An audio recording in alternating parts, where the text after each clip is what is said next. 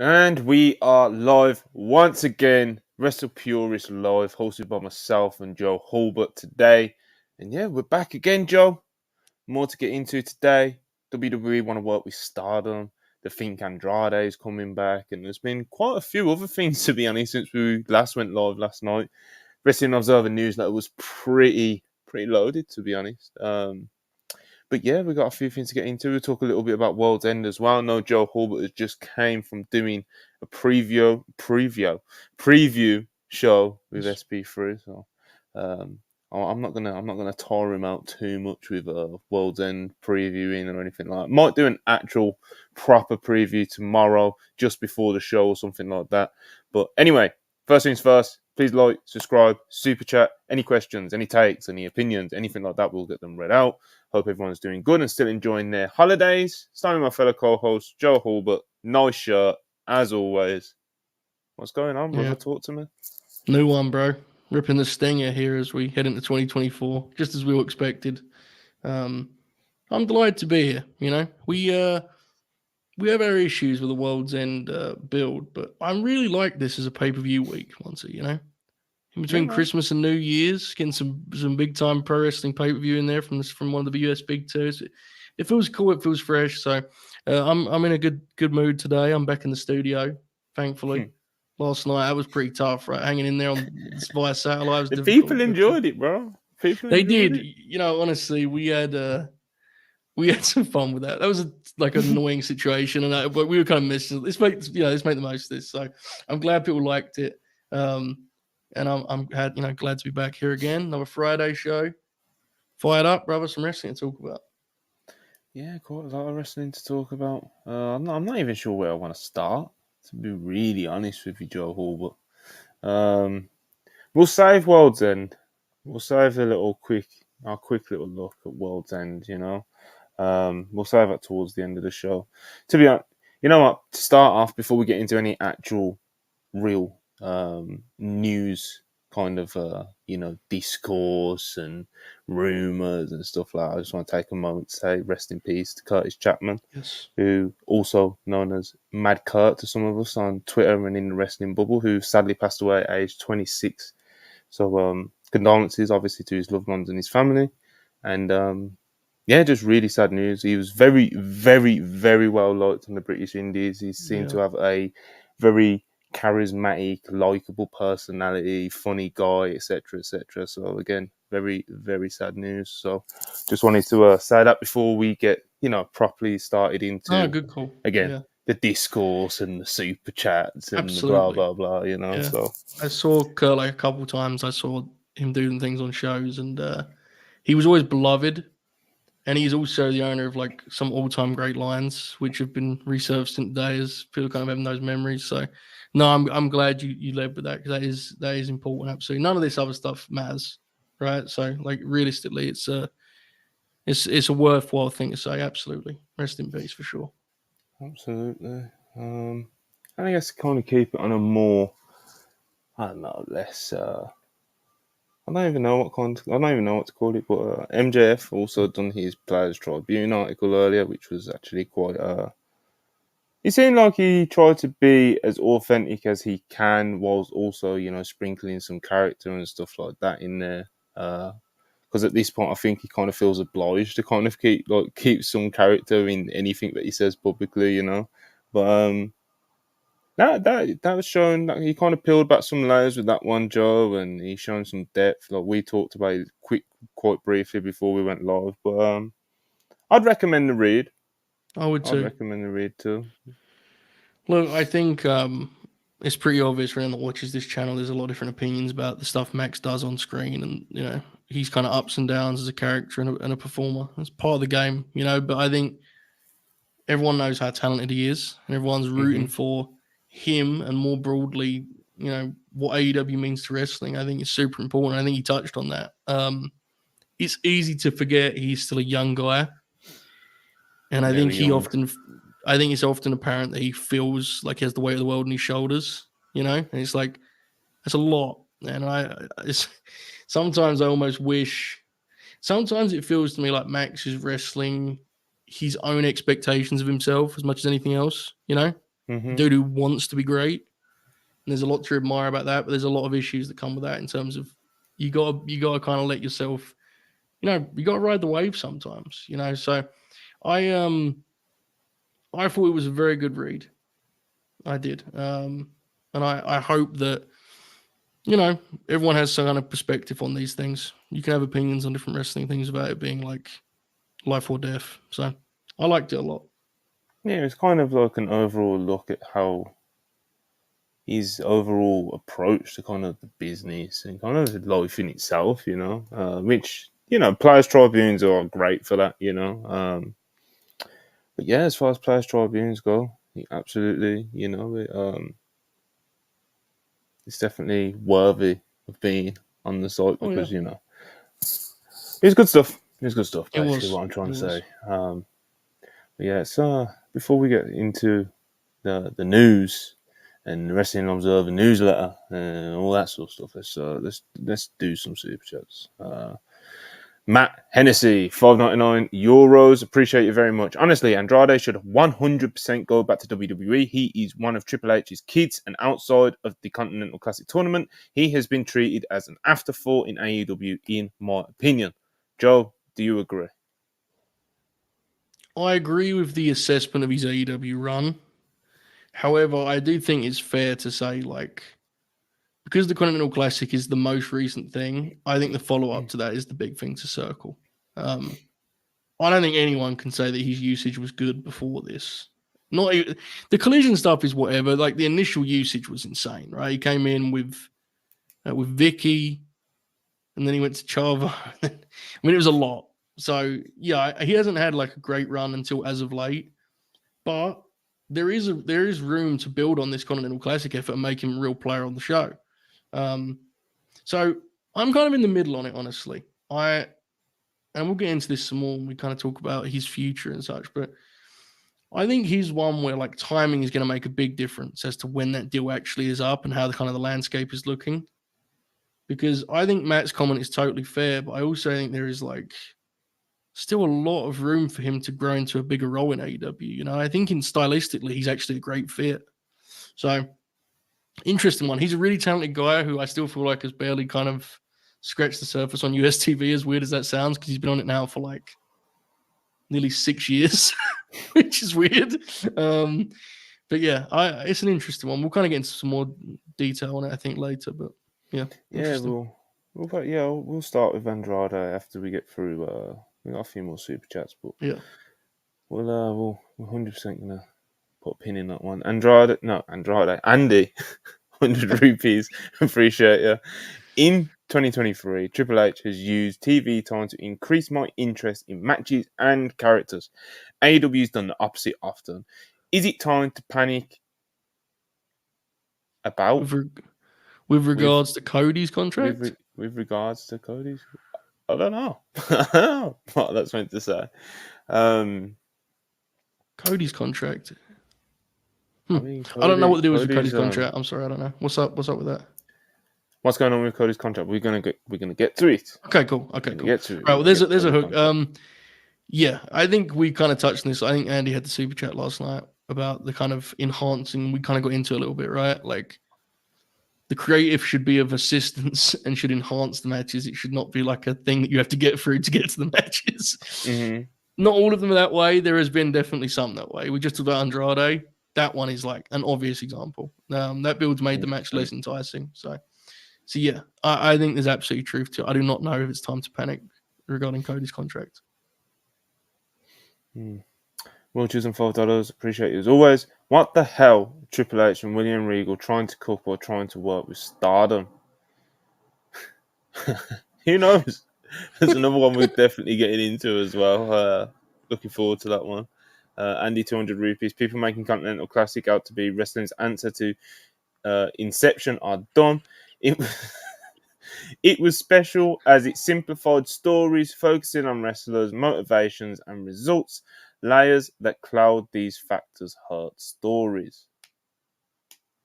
Andy's on fire, bro. Andy's put up 20. We're about 5 minutes into the show. Yeah, man. Absolutely. Stories that focus on wrestlers' motivations and results. real graps, bro. That's what it sounds like to me. I'm in. So Jizzle 499 appreciate it. Why are people in denial that Triple H will bend over backwards to give Mercedes the world? He, Steph, and Regal have always rated her at the very top. Well, yeah, Triple H has always been a very big fan. Stephanie and Regal as well. I don't know, man. I've seen a bit of that, and I think I'm pretty. I've said Mercedes is super predictable in terms of what she wants to do and what she's going to do. So I wouldn't even say it's absolutely certain she's going back to the WWE, but that is absolutely kind of like the feeling that, when you speak to people. I don't know, man. I think People are WWE weird will pay about it. People, most things Mercedes, right? yeah, This is talk about like what she wanted. People like lost their minds. Like, what the fuck? Why? Why are people upset about this? I think there's a lot of I honestly think a lot of online fans criminally underestimate how big a deal she is. To be honest, I felt that way for years. The reasons for that, and whatever. But I've always felt that way. So I honestly don't know why people are so so keen to delve into those matters anyway. Analyzing why Triple H shouldn't pay a wrestler is unhinged behavior to me. Mercedes 1A, it's I think she's gonna get paid, but I think she's gonna be all right. Yeah, I do seem to think if it is what Mercedes wants to do in her next step, she will get paid. Yeah. Yeah, man. Hush, $2. Appreciate it as always. Nia Jax versus Mayu. WWE's Ace versus Stardom's Ace. Bucket. Big business. Man, listen, brother, I could lay that match out for you. Yeah. Vader versus Inoki. Yeah. God, that would be the funniest day. Imagine that day on the timeline. The Nia graphic drops. Nia to Stardom. Yeah. I think Rossi could do some. He could do some artistic stuff with Nia Jax. It might be artistic. I don't know how good it would be, but we get some juice out of it. If that happened, we'd take Dumb Guy Live spot and become the Joshi experts on the platform worldwide. Cody Wills 199 appreciate. He can't believe Ross and Marshall are champs and Kevin is the devil. It's crazy times, bro. Imagine Kevin's promo after doing that angle. Imagine. It's money, bro. Might be worth investigating. Maybe. All right. So as promised, we're going to start. Well, a lot of these next stories are going to be Wrestling Observer newsletter, of course, Robot Dave Meltzer. You already know this, but instead of me saying it every single time we get to the next story, for the next few stories, we're breaking down the newsletter, people. So, the thing I want to start with, because I said earlier, Andrade, El Idolo. Those in WWE expect Andrade El Idolo to return. Those close to him say that he may very well go back, but he's also open to staying in AEW if Tony Khan makes a better offer than WWE. He would also like to work in New Japan and would have wanted to do Fantastica Mania in February, but it conflicts with his schedule. Andrade wants to do a lot of stuff, Joe Hall, but a lot of people have pretty much assumed that he's wanting to go back to WWE for a while. When I say a lot of people, I'm just talking about fans and stuff like that. I'm not saying anyone in the company or anything like that. I don't know how they feel because I haven't asked. But Andrade to WWE doesn't sound like the most unrealistic thing in the world, does it, Joe? It doesn't, but I will say there has been a lot of buzz to the second part of that story about it may not be as kind of like a done deal or as a lock as people think. I know he has some fun on social media and he can be quite the character on there at times. But it was definitely there was a lot of talk that the CMLL thing was very much him opening up his kind of opportunities for when this when this contract comes up, which is what that report kind of speaks to, right? Now he kind of has a full table now. He can kind of look more broadly rather than being kind of cornered. He's in a great position because Triple H, as the prior super chat said, gave him the best. He got a great push after a little bit of a shaky start in NXT. He ended up getting that great run with Zelina, which was the highlight of his American career. And after that, when he was on the main roster, that was with Vince. So he's in a great spot. I think he genuinely can play this as simply as, what are these offers going to look like? You know, because he's a guy who, while he may not be the world champion in AEW, I don't think either of us expect that. I do think he's a guy that they intend to protect and, like, you know, treat with relative importance. This Saturday is probably going to be the guy who gets beat by Miro. But beyond that, I do think he's a player of some kind. So he's in a hell of a spot. If I'm going to just take off my podcast cap and talk as a fan, of which I'm a big one when it comes to Andrade, as we know, I would like to see him and Zelina reunite as a TV act, I have to say. Zelina just signed that new WWE deal. Yeah. Multi-year. Will forever maintain, I don't care how many people tell me I'm wrong, because I may be, but I don't care. That act was big time, man. Vince completely, he made a mess of that, you know? Like, I know people kind of dismiss, they talk about Andrade's charisma or lack thereof, which I've never bought, but me personally, man, that Zelina Andrade act I thought could have been like a real factor. Big money. Yeah, and on the main roster, it was basically limited to, like, he had the cool matches with Ray and kind of stayed in the same spot for the whole run, right? The matches with Ray was sweet, but that was all it was.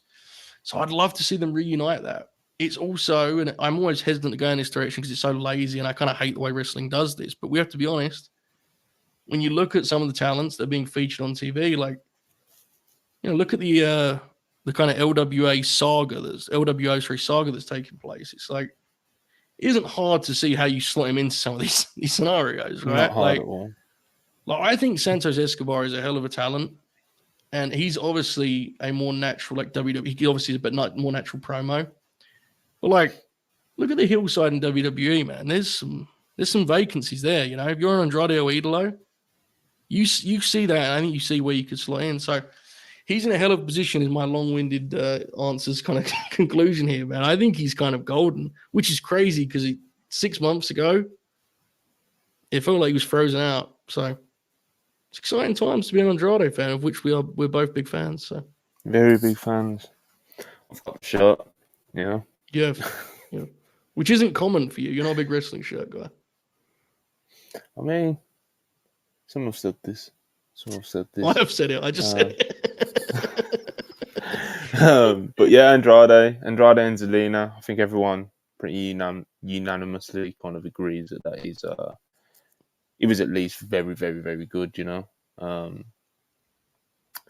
I don't know, it's weird. The AEW run's been weird, not in just the sense of the stop-start pushes. Of course, he's been injured as well. He tore his pec and stuff like that. Yeah. But, like, it's been interesting to see them kind of, like, all these pairings of managers for him, you know? Like, he's with CJ Perry at the moment. Isn't he? You know, what's going to go on after the World's End.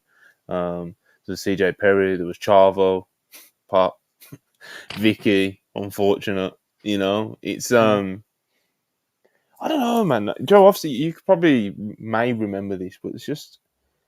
I always thought in AEW, Selena De La Renta was like a layup in that sense of, like, if you want to put Andrade with a manager, there is one who shouldn't be too hard to get hold of. She was in MLW doing whatever, you know?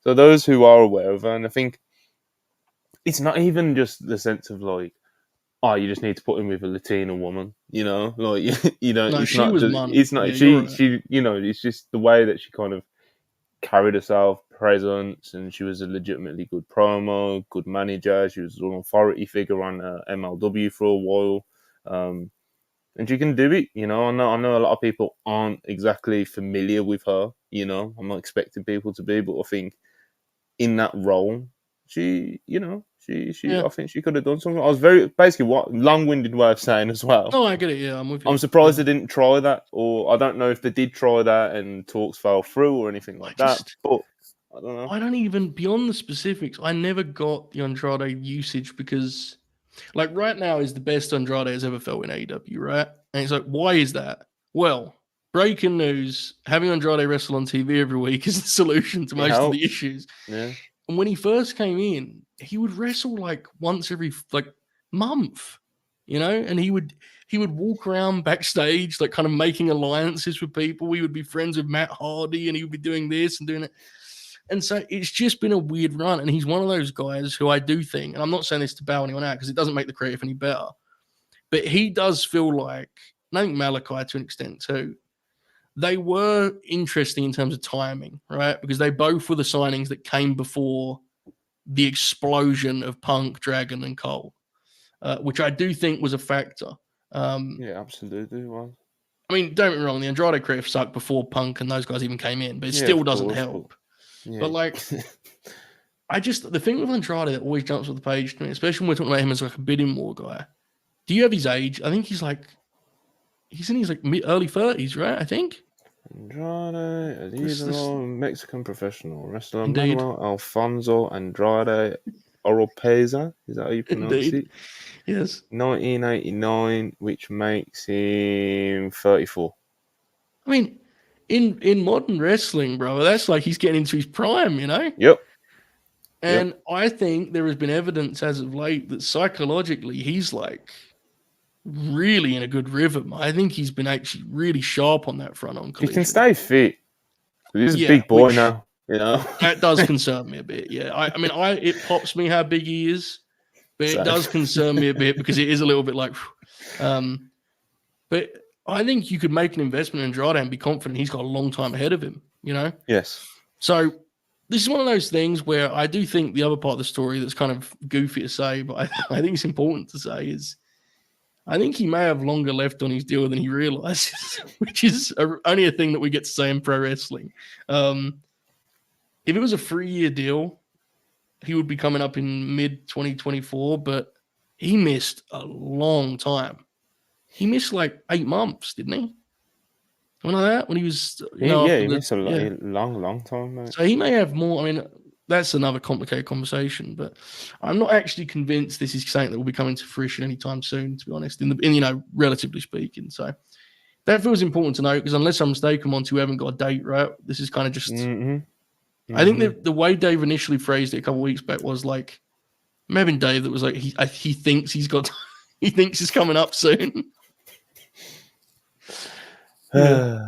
which is peak pro wrestling. Like. I reckon I'm coming up here pretty shortly. One day I'm not going to be letting the building, you know. So, yeah, but regardless, I think the point is where we're both at is that he's rebounded here with this run on the last 6 months, and he's in a pretty sweet spot right now. So, hopefully, very nice spot. Yeah, you'd assume that every party will show at least some interest. You know, whether they all table bids is obviously a different thing. I think it's, to be honest, I think it would be pretty fair to say that you can pretty much assume that WWE is going to table some sort of bid or offer unless AEW ties him down before his contract's up. Where AEW stand with him will be very interesting to see. And as Joe mentioned earlier on in the show, coming out of the Continental Classic will be worth taking a look at, you know, because if he kind of fades into the background after this Miro stuff, then I think we're getting a pretty good indication of how they see him. If they do something substantial with him after that, then hopefully he can remain a featured act on TV and not just in the Continental Classic. I really enjoyed what do you even call it? CM Punk's booking of him in early Collision, you know, when he was just kind of just wrestling. Pretty similar to the Collision formula. No, the Continental Classic formula. Yeah. Just send Andrade out there to wrestle a match, you know, and he'll make it work. He's a really great wrestler, and coming into his prime at the age of 34. I don't know if it's a weird one, isn't it? Like you said, in modern wrestling terms, it's because he's been wrestling for a while as well. So it's like... I think he turned pro... I think he had his first match at like 13, bro. Yeah, so there you go. Guys will... When you say in their prime, it's always complicated because like physically, no, but psychologically, right? Like, I do think there's signs of him like growing as a wrestler in that way. Speaking of such, whatever happens with his next deal, I do think like I'm really hopeful we can see him work some Japan here in the next little stretch. I think that'd be really cool. And I know it's something that was in the report we mentioned. We were talking about other things, but that'd be fun, right? Seeing him have like a run as this version of himself. So the takeaway is wherever Andrade goes, I think we're going to try and see him We like watching Yeah, that dude definitely. wrestle. I'm a So big fan. yeah, Andrade's got absolutely. some favorite offense like in wrestling. Yeah, I really am a big fan of him. So there you go. absolutely. Brainbuster 199, appreciate you. The lads, True. we are Many are agreed. saying, yeah, Karan, appreciate you as always. 100 rupees. I thought Joe was a legendary pre-tape merchant. Pre-tape merchant now. Is it the big man in the flesh? well, we'll wait to see what the reports say about that in the morning. I think Sean may have saying on And Fightful how many Select about stars it that. gets? Yeah, we'll see. We'll see. Hush, $2 appreciated. The money trademarking to throw off people. Beast. She's different level, bro. When I saw that She's earlier, I pumped my fist. What a legend. So yeah, for those that don't know, Mercedes Moné filed for some new trademarks recently. I think it was December 22nd, 20 or something like that. Recently, money where time is money and money talks. So who knows what she's Perhaps. who knows what she's cooking there. Willie 199, appreciate you as always. Happy holidays. Hope it was a good one. MJF sucks. That's very thoughtful. I hope you had a nice holiday as well, brother. Yeah, absolutely. David Weymouth, 499, appreciate you as always. Is it possible that WWE working with All Japan / possibly Stardom could be to test the waters for an NXT excursion system? Yes, Maybe. it is. Maybe. I will say this, and I don't know how much you've talked about him on his site because I've been out of the loop, so I apologize. I know you had the show with you on Wednesday. It really feels like the All Japan thing could literally just be a Regal deal, right? Am I crazy for feeling that No, way? It feels like that could absolutely. just That's what I be. always said. It's but me and the people were just kind of like, yeah, this is just something that like Regal wants his boy to Yeah, do. Like that's I've the way it no feels to problem me. with that at all, by the way. But I don't know. It's just kind of what it feels like. It feels like something that Regal would want Yeah, his young boy Charlie, to get that's involved the with. fact So it's starting with him just feels like a total hint to me as to what this is, but I could be way off. Look, I think we can say with confidence because it's just the reality.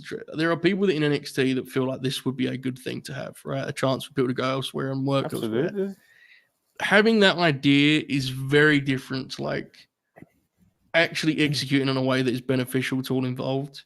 It's something that historically they've teased and flirted with, but it always kind of comes and goes rather quick.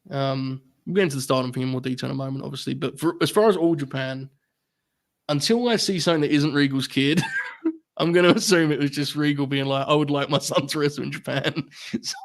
Which is real graps, by the way. And I'm excited to watch oh that yeah, match. But yeah, that's where yeah, I'm man. at with it. Charlie Dempsey's wrestling in a tag match, and then he's going to be wrestling for the Triple Crown title, the winner of Miyahara versus Nakajima. So Yeah.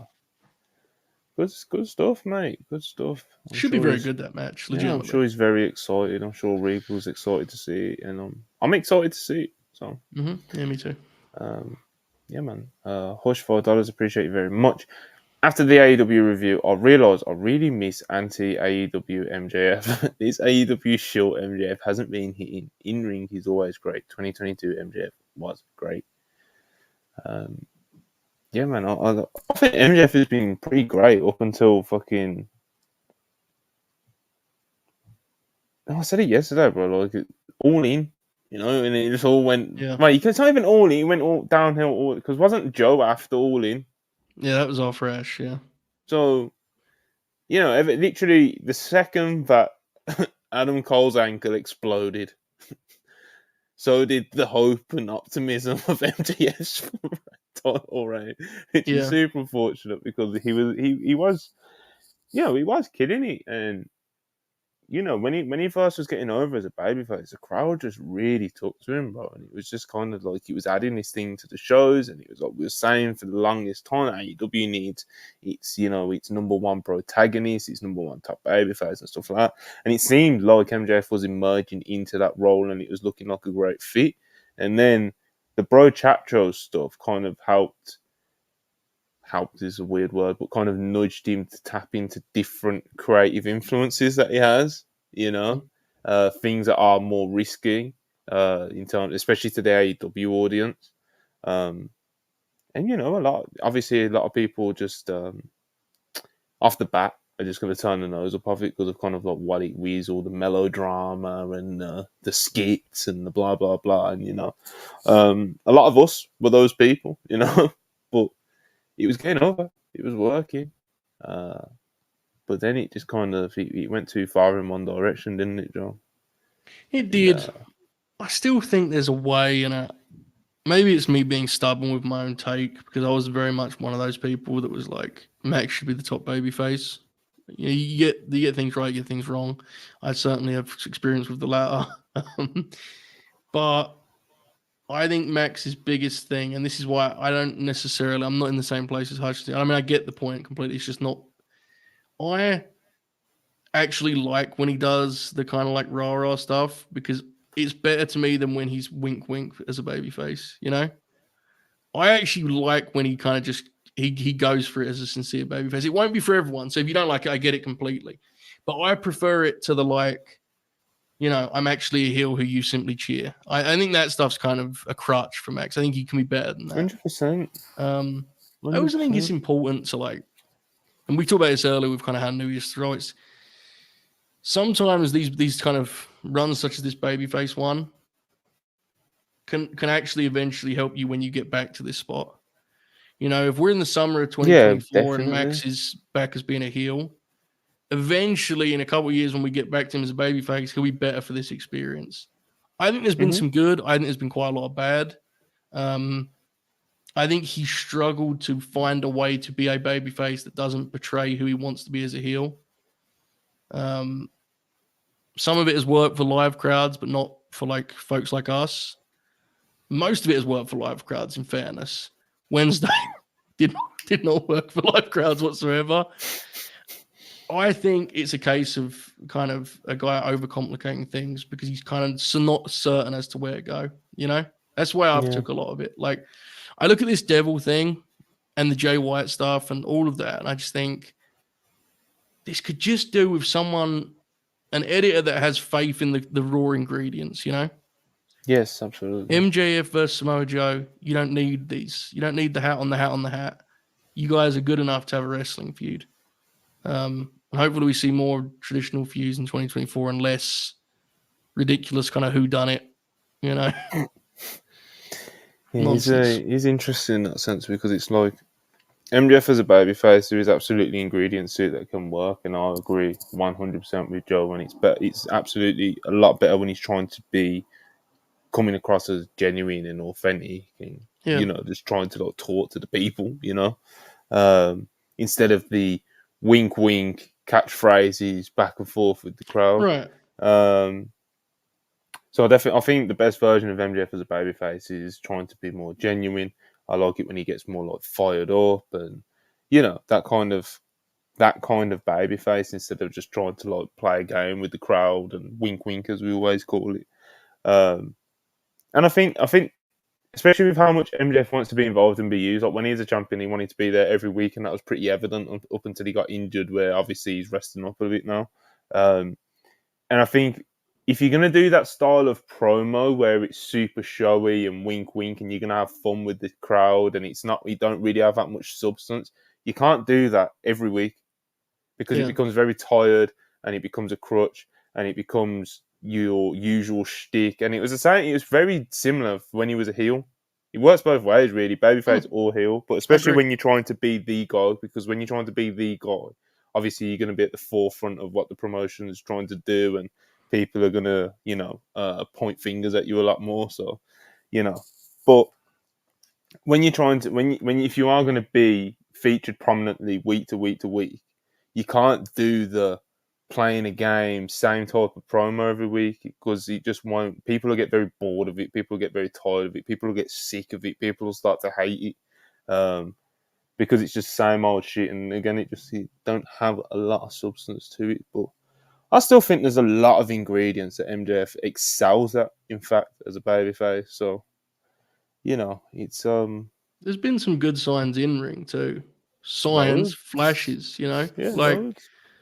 it's Yeah, I don't know. He's had a really interesting year. I mean, we obviously talked about it quite a bit here, so I apologize for going in circles, folks. But it's like he's done some great things this year, and he's also done some things that Absolutely. have been like, I think, damaged his reputation on some level, which is a crazy thing to say, but I think it's a fair thing to say. So it's been a wild year. It is just a year though. It's like you mentioned this since After Ash. We're looking at what, 3 months. I think, and I think this is very possible. So maybe it will happen, but I think Max would really benefit from just missing like 6 weeks to 2 months after this pay-per-view. Yeah, absolutely. And just sometimes there's some clarity that comes from that, It's like, He's gonna I think take it can some help a time lot. off, man. Yeah, I think that'd be best for I everyone, to think be honest. he hinted pretty heavily in his Players He Tribune did. article, without he basically said it without saying it. Yeah. So I think it's fair to expect as a fan that MJF is gonna take a little bit of time off for the next couple of months at least. Maybe he comes back at Revolution or just before in the build to it. Well, when the build really picks up for it. But yeah, man, I think some time off. And like you touched on earlier, as we were saying before the show, like just an editor that has genuine faith in the raw ingredients, and also in him as a performer and trusting like his visions and stuff, and think of the things that really need tinkering to suit the AEW audience and make it more palatable to them. Yeah. Just someone's kind of because we say this a lot, like privately as well. But MJF is so young, bro. Like he's so young, and the people that you assume, because obviously I don't talk to him all the time or anything like that. But the people that you assume that he like looks up to are like not in the company anymore. Like obviously there was Punk. That relationship isn't what it was. Then you've got Cody Rhodes, who's obviously in WWE. That relationship isn't quite what it was. And those definitely seem to be the influences and like his idols who he looked up to, and those were probably the people that he would go to put an arm around him in situations like the past couple of months. And I'm sure we can still text him and talk to him and stuff like that. But when it comes to like the other older heads in AEW, like Brian Danielson, it's not really kind of a Brian Danielson's like a robot. He's it's Brian Danielson, isn't it? You know what I mean? Max doesn't seem to be that way inclined with Max from just guesswork. It's Yeah, look, man. who would you say that MJF turns to in the locker room for like advice these days? Like I'm sure he has a few conversations with people, but it seems like he's pretty he seems somewhat secluded in that sense. Do you know what I mean? Yeah. And it's not to be It's like, oh, poor MJF or anything. He's the world champ making millions of no, it dollars a just year. Do you know what I mean? But at the same time, it's like, again, he's so young and he's done so much already. It's like, if you're MJF in AEW, it's like, who do you turn to I in think it's periods like the past couple of months? it's what we were talking about last night in terms of like guys kind of having their own creative say. And what ends up happening is sometimes these guys kind of like live on their own island, right? Of like, this is where this is my idea, and I'll be producing this for the next couple months. And when stuff is hitting, that can be great, right? Like, I think with Max, I think it's pretty obvious he has a lot of creative say. Sometimes that's been really good. The Wardlow thing, good lord, man, that was a complete triumph.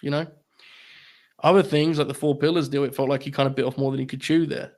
I think he kind of overestimated himself a little bit there. This most recent stuff, it feels like a guy who's trying to be kind of bold with his storytelling, but is a little bit out of his depth and it's a story that he'd best just avoiding. So it's hard. And that's why I think we're talking about it this way. It's not, you're right, it's not like a poor Max thing. It's just more talking about kind of these are the weird quirks of AEW, and it comes with some great positives and some great negatives. We talk about AEW sometimes as though there isn't a booker. We have conversations about like the MJF part of AEW versus this part of AEW. And it's like, but there's one guy who could simply say no. So it's a really interesting promotion in that regard. It's not just Max. Like, look at Jericho. We all do this. We all appraise Jericho segments through the lens of that he's booked it. He may have, but it's not really the point, right? Like, there is ultimately a booker of the show. So I think with AEW, it's kind of an interesting process in that regard. Very interesting. It is, yeah. We've gone in a million different How's directions MJF? here, but yeah, I hope people Yeah, like find it vaguely interesting. I vaguely. hope so. Yeah, I mean, because it's one of those things where I think we talk about a lot off the air. We're doing a two-man show. Here's if it was at the right time, kind of bleed into, especially with Max's article today. But I just think it's more complex sometimes than we can get into on a Dynamite review, right? Where we're just like, this segment sucked, move on. And so that's, I guess, our point. I guess. I guess. I don't know. Like you said, we went in so many directions we and where did, it's we going, did, yeah, you we know. did. But it's obviously it's interesting. He's the world champ at the end of the day, and it hasn't been the ideal smoothest couple of months creatively and perception No, wise for him. So obviously, there's a lot to pick apart. Uh, he's creative, AEW's creative, what they allow to get passed on to the show, who he's working with, how he's working them, all these different things. Um, but yeah, it's I think it is kind of a shame because, like you said, he's had a very interesting year, and he definitely has had some ups and downs. Like downs wise, you've got like the Four Pillars thing, the Jay White feud overall was received pretty poorly, and obviously now this Devil thing, which has been received pretty poorly as well by quite a lot of the AEW faithful. But outside of that, he's been pretty great, man. yeah. Like halfway through the year, there was a lot of talk wrestler of the year. Like it's crazy to think, and it's a shame that he's going into 2024 with a perception of like, he's been stinking it up lately, or whatever people think. But yeah, just having those two feuds back to back have just been really unfortunate when you look at his year overall. You know. Mm-hmm. Um, He is. But He yeah, is very I'm sure he'll prolific. figure it Yeah. out. I think the talent will come through, and he'll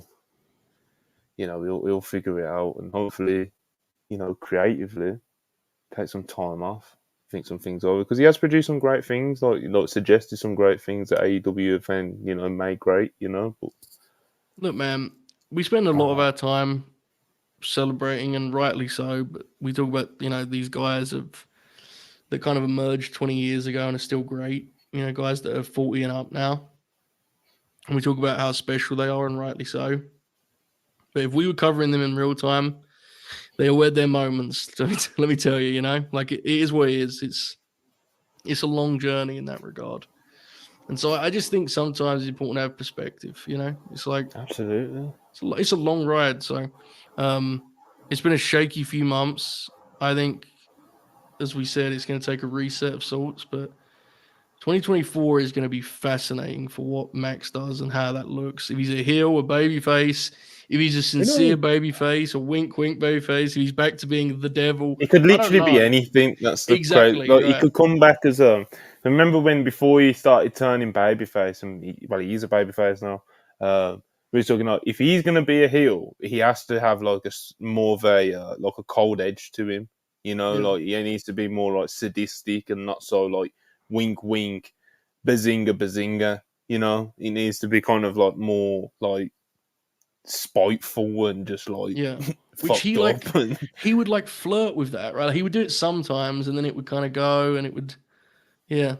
There was a couple so yeah, promos he like he did could that fit come back that. as that kind of heel. He could come back as the wink wink, you know, heel that with a lot of people know and love. He could come back as a babyface that's like really overt, or he's showing glimpses of, or he could come back as a bit more genuine as a babyface. He could literally come back as anything.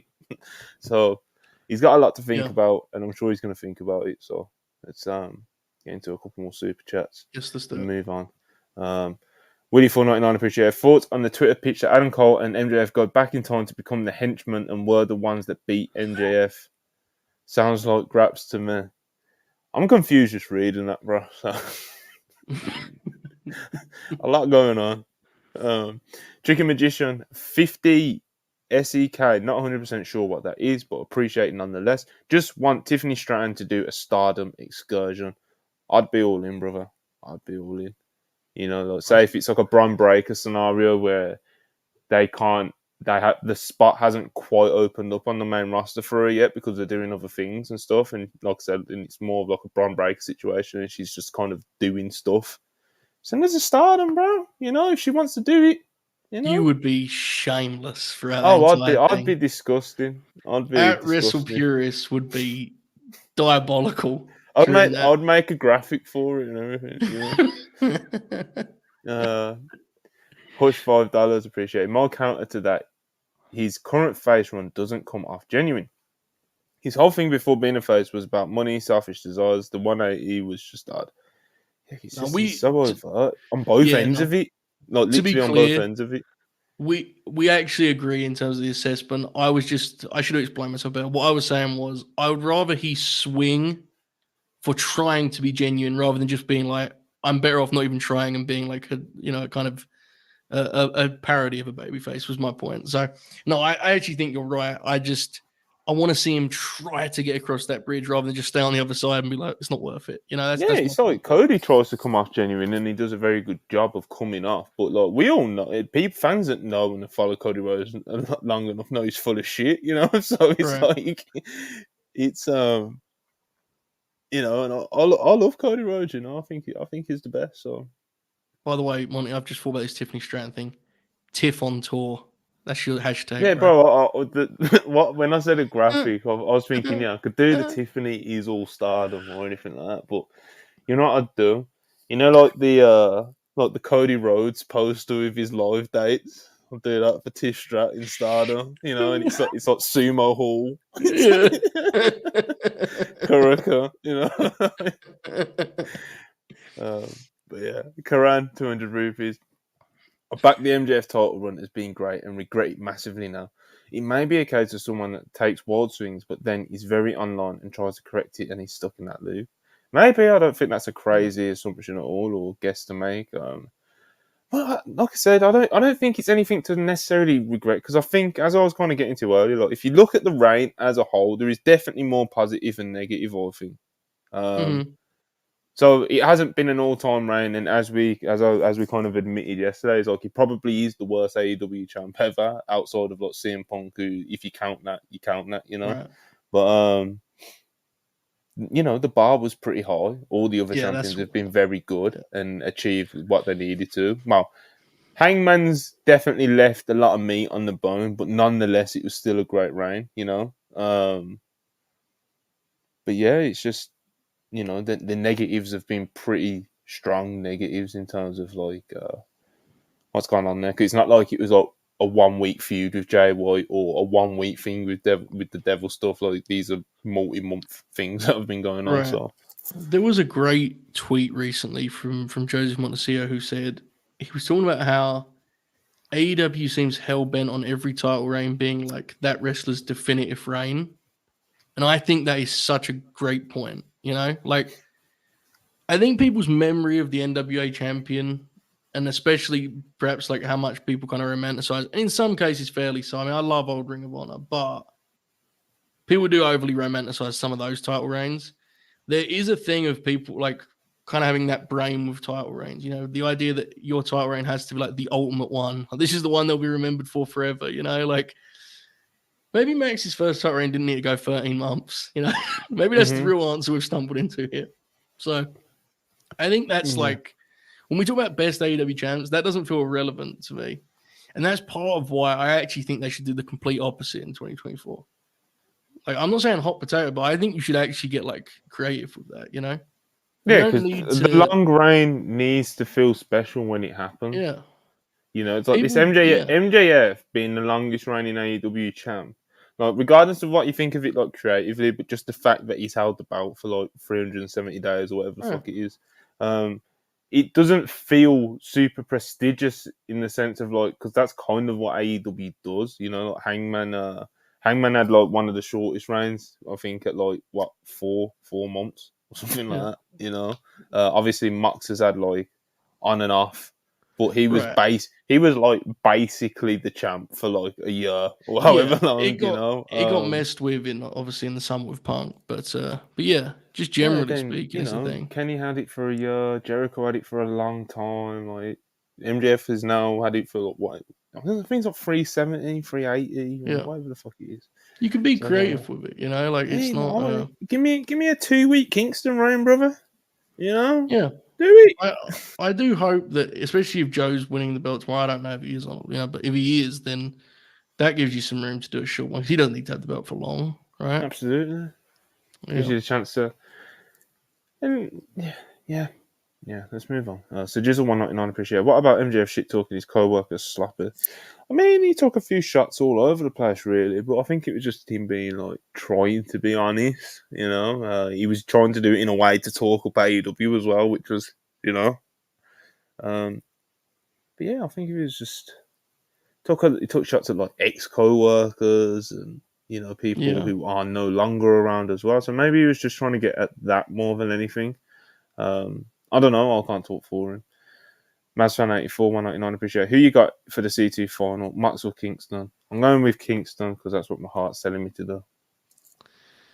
And I'm not I'm not even thinking about what my head's telling me what the answer is. So I'm sticking to my original pick of Moxley reluctantly. I'm not wavering now. I think Eddie should win, but I kind of I pick Mox, and I'm not going to allow myself to expect Eddie to win, Hush $5, appreciate it. I see so much fear mongering about WWE purchasing these Japanese promotions and destroying them. Lol. Do they even have that power now under Endeavor? I mean, in terms of power, it's just a money thing, and if they want to do it, I'm sure WWE could offer. Endeavor could offer Bushiroad a lot of zeros and buy pretty much whatever property they would have wanted because they do have the money to do that. If that's what you mean by power. But there is a lot of fear mongering going on, as you mentioned in the super chat. So yeah, it's hard though because a lot of that's rooted in the. Yeah, I don't think it's going to happen. But in terms of like, do they have the power to do it? Sort of, I guess technically, right.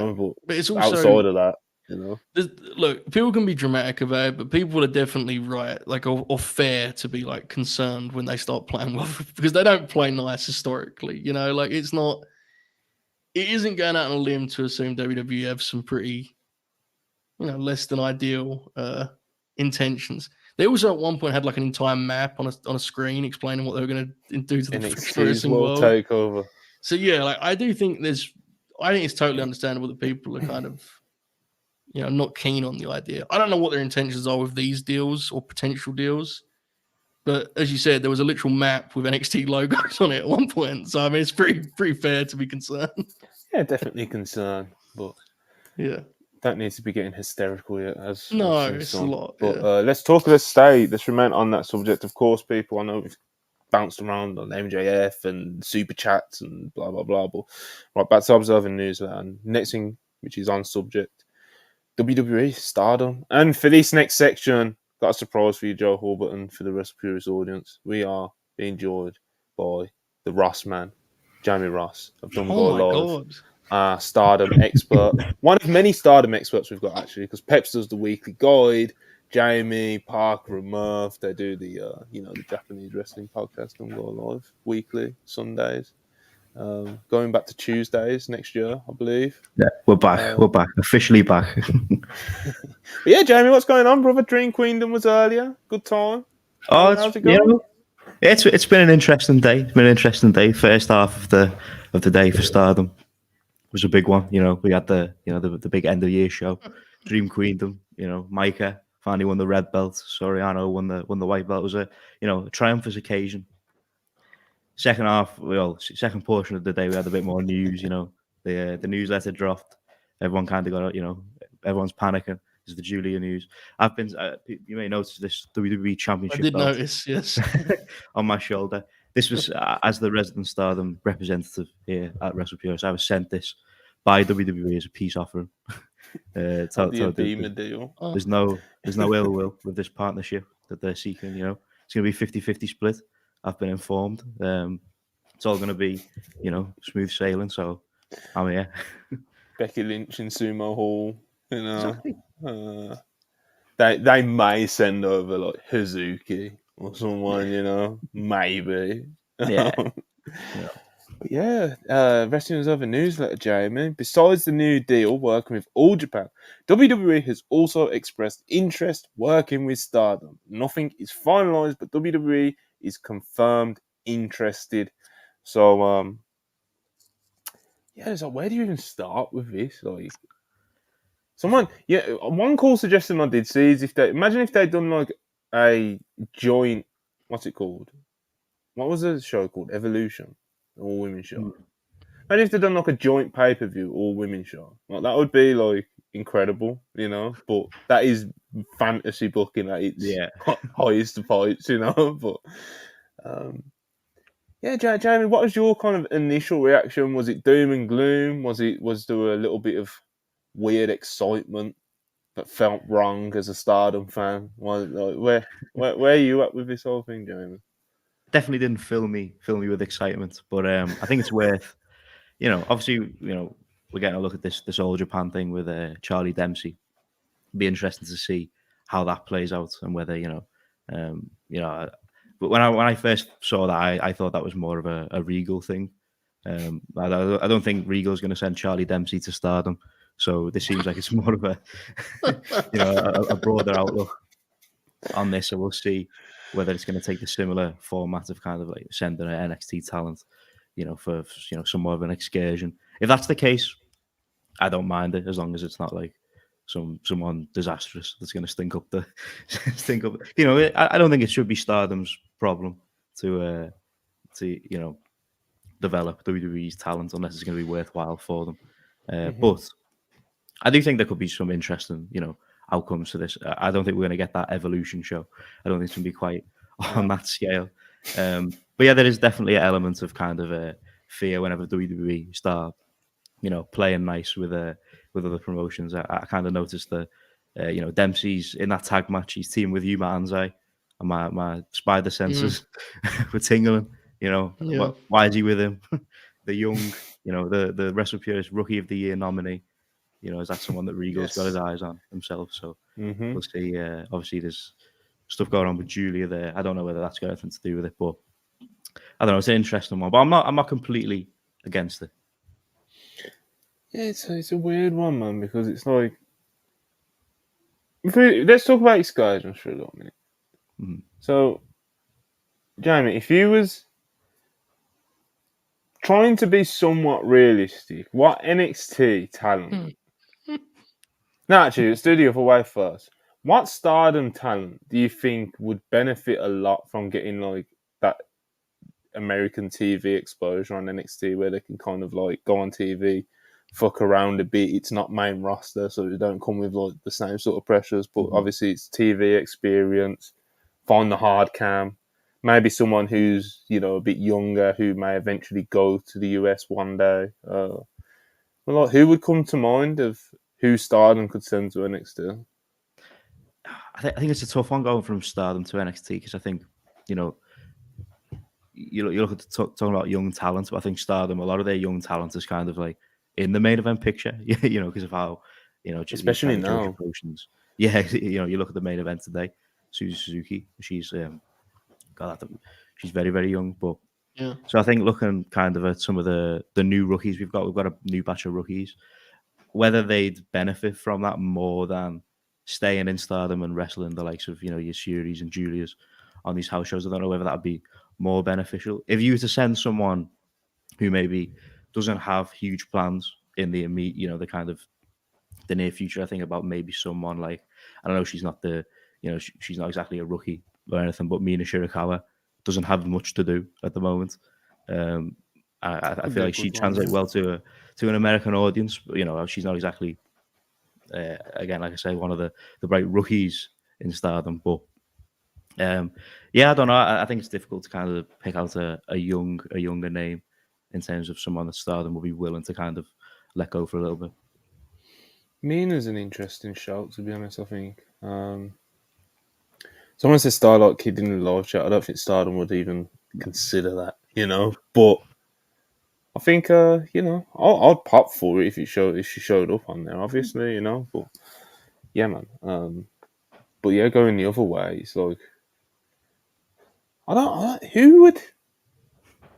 who would they send? Obviously, the Tiffany Stratton thing that I was talking about earlier. If Tiffany found herself in a situation like Bron Breakker has been in for a lot of this year, where he's just kind of treading water, really waiting for a spot to open up on the main roster where he can be properly featured and focused on. because otherwise he probably would have just been called up already. Kind of like Cameron Grimes. Where it's like, yeah, we'll call him up because he can work with people and stuff like that, but we don't really have like, big immediate plans. Whereas with Bron Break, I'm sure they're going to want to make like a big splash with him. Same with Tiff when it's her time as well. But yeah, Bron's been treading water a lot of this year. Tiffany may be doing the same. Don't know when she's going to be getting called up. So if she's just got a few months to kind of fuck around, I'd love to see her in Stardom. But who else, Jamie? Who else kind of would be on your radar? Yeah, I think the Tiffany one's interesting. I think Rossi Ogawa would definitly love. Oh, he'd love her. Tiffany Stratton. I think he'd be considering putting the red belt on her, to be honest. But I'd be shameless. Yeah, you would. Looking at a few other names, I guess. I don't know. There's kind of there's so many coming through the ranks now with NXT. I feel like there's always going to be a couple that could pop up. I mean, look at the kind of the recent kind of guys, excursions we've had over to Stardom in the last couple of months. Obviously, Mariah May has been a big, she's benefited a lot from being there. Megan Bain just had a great performance today at Queendom. So I know someone in that kind of mold who kind of just needs that bit of, that last bit of experience against top caliber opponents. So I think Tiffany could be a good shout. Someone else, I guess. I don't know. I'm trying to think.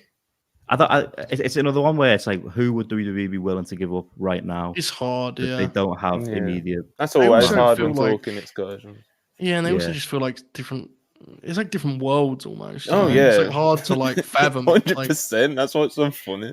Especially NXT, it feels even harder to like wrap your head around. I wonder if, and this is purely me, but how much of an intention to make a working relationship like this do you guys think is almost? It's like partly, obviously, you can do the excursion, you can share talent, but also it's a good thing to have in your back pocket for negotiations. Say you're having a negotiation with Mercedes Moné. It's pretty cool to have a partner that you could say you can work a day in Japan on occasion. You're not completely, but lest we forget with Danielson, that was the thing, right? Danielson left because by his own, he wanted to do some things elsewhere, and that was not a thing they could do at the time, which was with the whole New Japan ordeal. I wonder how much that's a factor here. The idea that it's saying that could help them when talking to certain talents that want to branch out, you can still bring them under the WWE umbrella. Outside of Mercedes, well, it's more of a thing where it's like, rather than a specific, it's more just it takes away one of AEW's advantages in a bidding war situation. AEW can offer guys a certain freedom outside of their company. WWE have never really had, or haven't had that for years now. I mean, decades almost. Decades, actually, in fact. So, I don't know. I think Mercedes, I think that's like a factor here. I really do. But I could be wrong. I was gonna ask Jamie something. Right. You've been watching Stardom a lot longer than me, and you obviously a lot more. You follow it a lot closer. Would Blair Davenport going back to Japan be any somewhat of a big deal to that Stardom audience, or would it just be like fucking a nothing? Like that may be a threat to the Stardom fan base, to be honest. I mean, I've noticed that like the Western Stardom fans are not a big fan of her, but like I have no idea of how over she was, how big of a deal. Like I know she held titles and stuff there, but I don't know how well it was received in Japan. Do you know what I mean? So I was just wondering, like, if maybe they might be thinking, we could bring, we could be Rhea Priestley back for, a match or two and be like a heel that someone can overcome, or something like that. But if she's not a big deal, then it would be pointless, wouldn't it? So, yeah, I think it could definitely that could be a possibility. I know, like, as I kind of alluded to in terms of the fan base, at least the Western fan base, the kind of I interact with on Twitter. She's not the most well liked from her Stardom run. I don't think she's like terrible in ring or anything. I think she was over pushed. I mean, she was the world champion right at the time when you look at the kind of the roster that Stardom have got there. I don't think that's what a lot of fans were hoping for. But I could definitely see Rossi Ogawa being interested in bringing her in for a match on a pay-per-view here and there. So I think that's definitely a possibility. Yeah, I think the comment Joe made before about kind of exchanging, allowing talent that route, to kind of work with other companies while signing with WWE, like a Mercedes. I mean, I think that's an interesting one. You look at the Andrade news that came out today. Yeah. That could play a factor. You're seeing how that could play a factor in kind of his negotiations. If AEW are willing to let him work in New Japan and WWE can't. So, there's going to be talents like that who are, they want that freedom. I think these partnerships are going to be a benefit to them. But I think Blair Davenport, that's an interesting one. I think I could definitely see that happening for one or two big shows. In the live chat, a few people have said this one. If you're sending an alumni, send Piper Niven. Big fan of Piper, to be honest. Even though I know she's doing even in this role that she's doing now, I think she's doing what she can do pretty well. Being like the dominant half of the Chelsea Green tag team. Obviously, she's not having the opportunity to have 20-minute classics for those belts all the time. But she's always played a role pretty well, I thought, in WWE Piper. But I would definitely not be against her going over to Stardom and doing a thing over there again. So, yeah, man. Right, Joe, I've been picking Jamie's brain a lot about this Stardom deal. But Yeah. where do you find yourself on WWE's intentions? Do you think they're good intentions? Do you think they're trying to do something sneaky and pry talent away or something like that?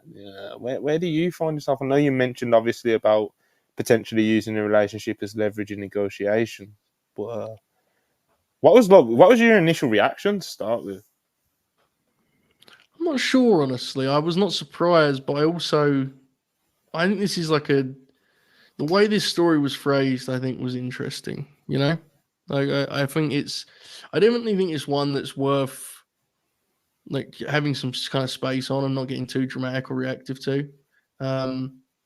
Because I do think it's the kind of thing that may never come to fruition. And actually beyond that, I think it's also the kind of deal that could happen and come and go very quickly. Mm-hmm. I think that's very, very feasible. I think, look, it makes sense, makes a lot of sense to want to have allies where you can send talent that don't necessarily, don't have a role to play right now or are needing to develop, right? There are guys and gals on WWE TV that would benefit from going elsewhere and getting that work while staying under under contract. Speaking of things you'd be shameless about, there's one right there. Big fan. And look, here's the deal. In an ideal world, these relationships would exist because it could be awesome as a wrestling fan.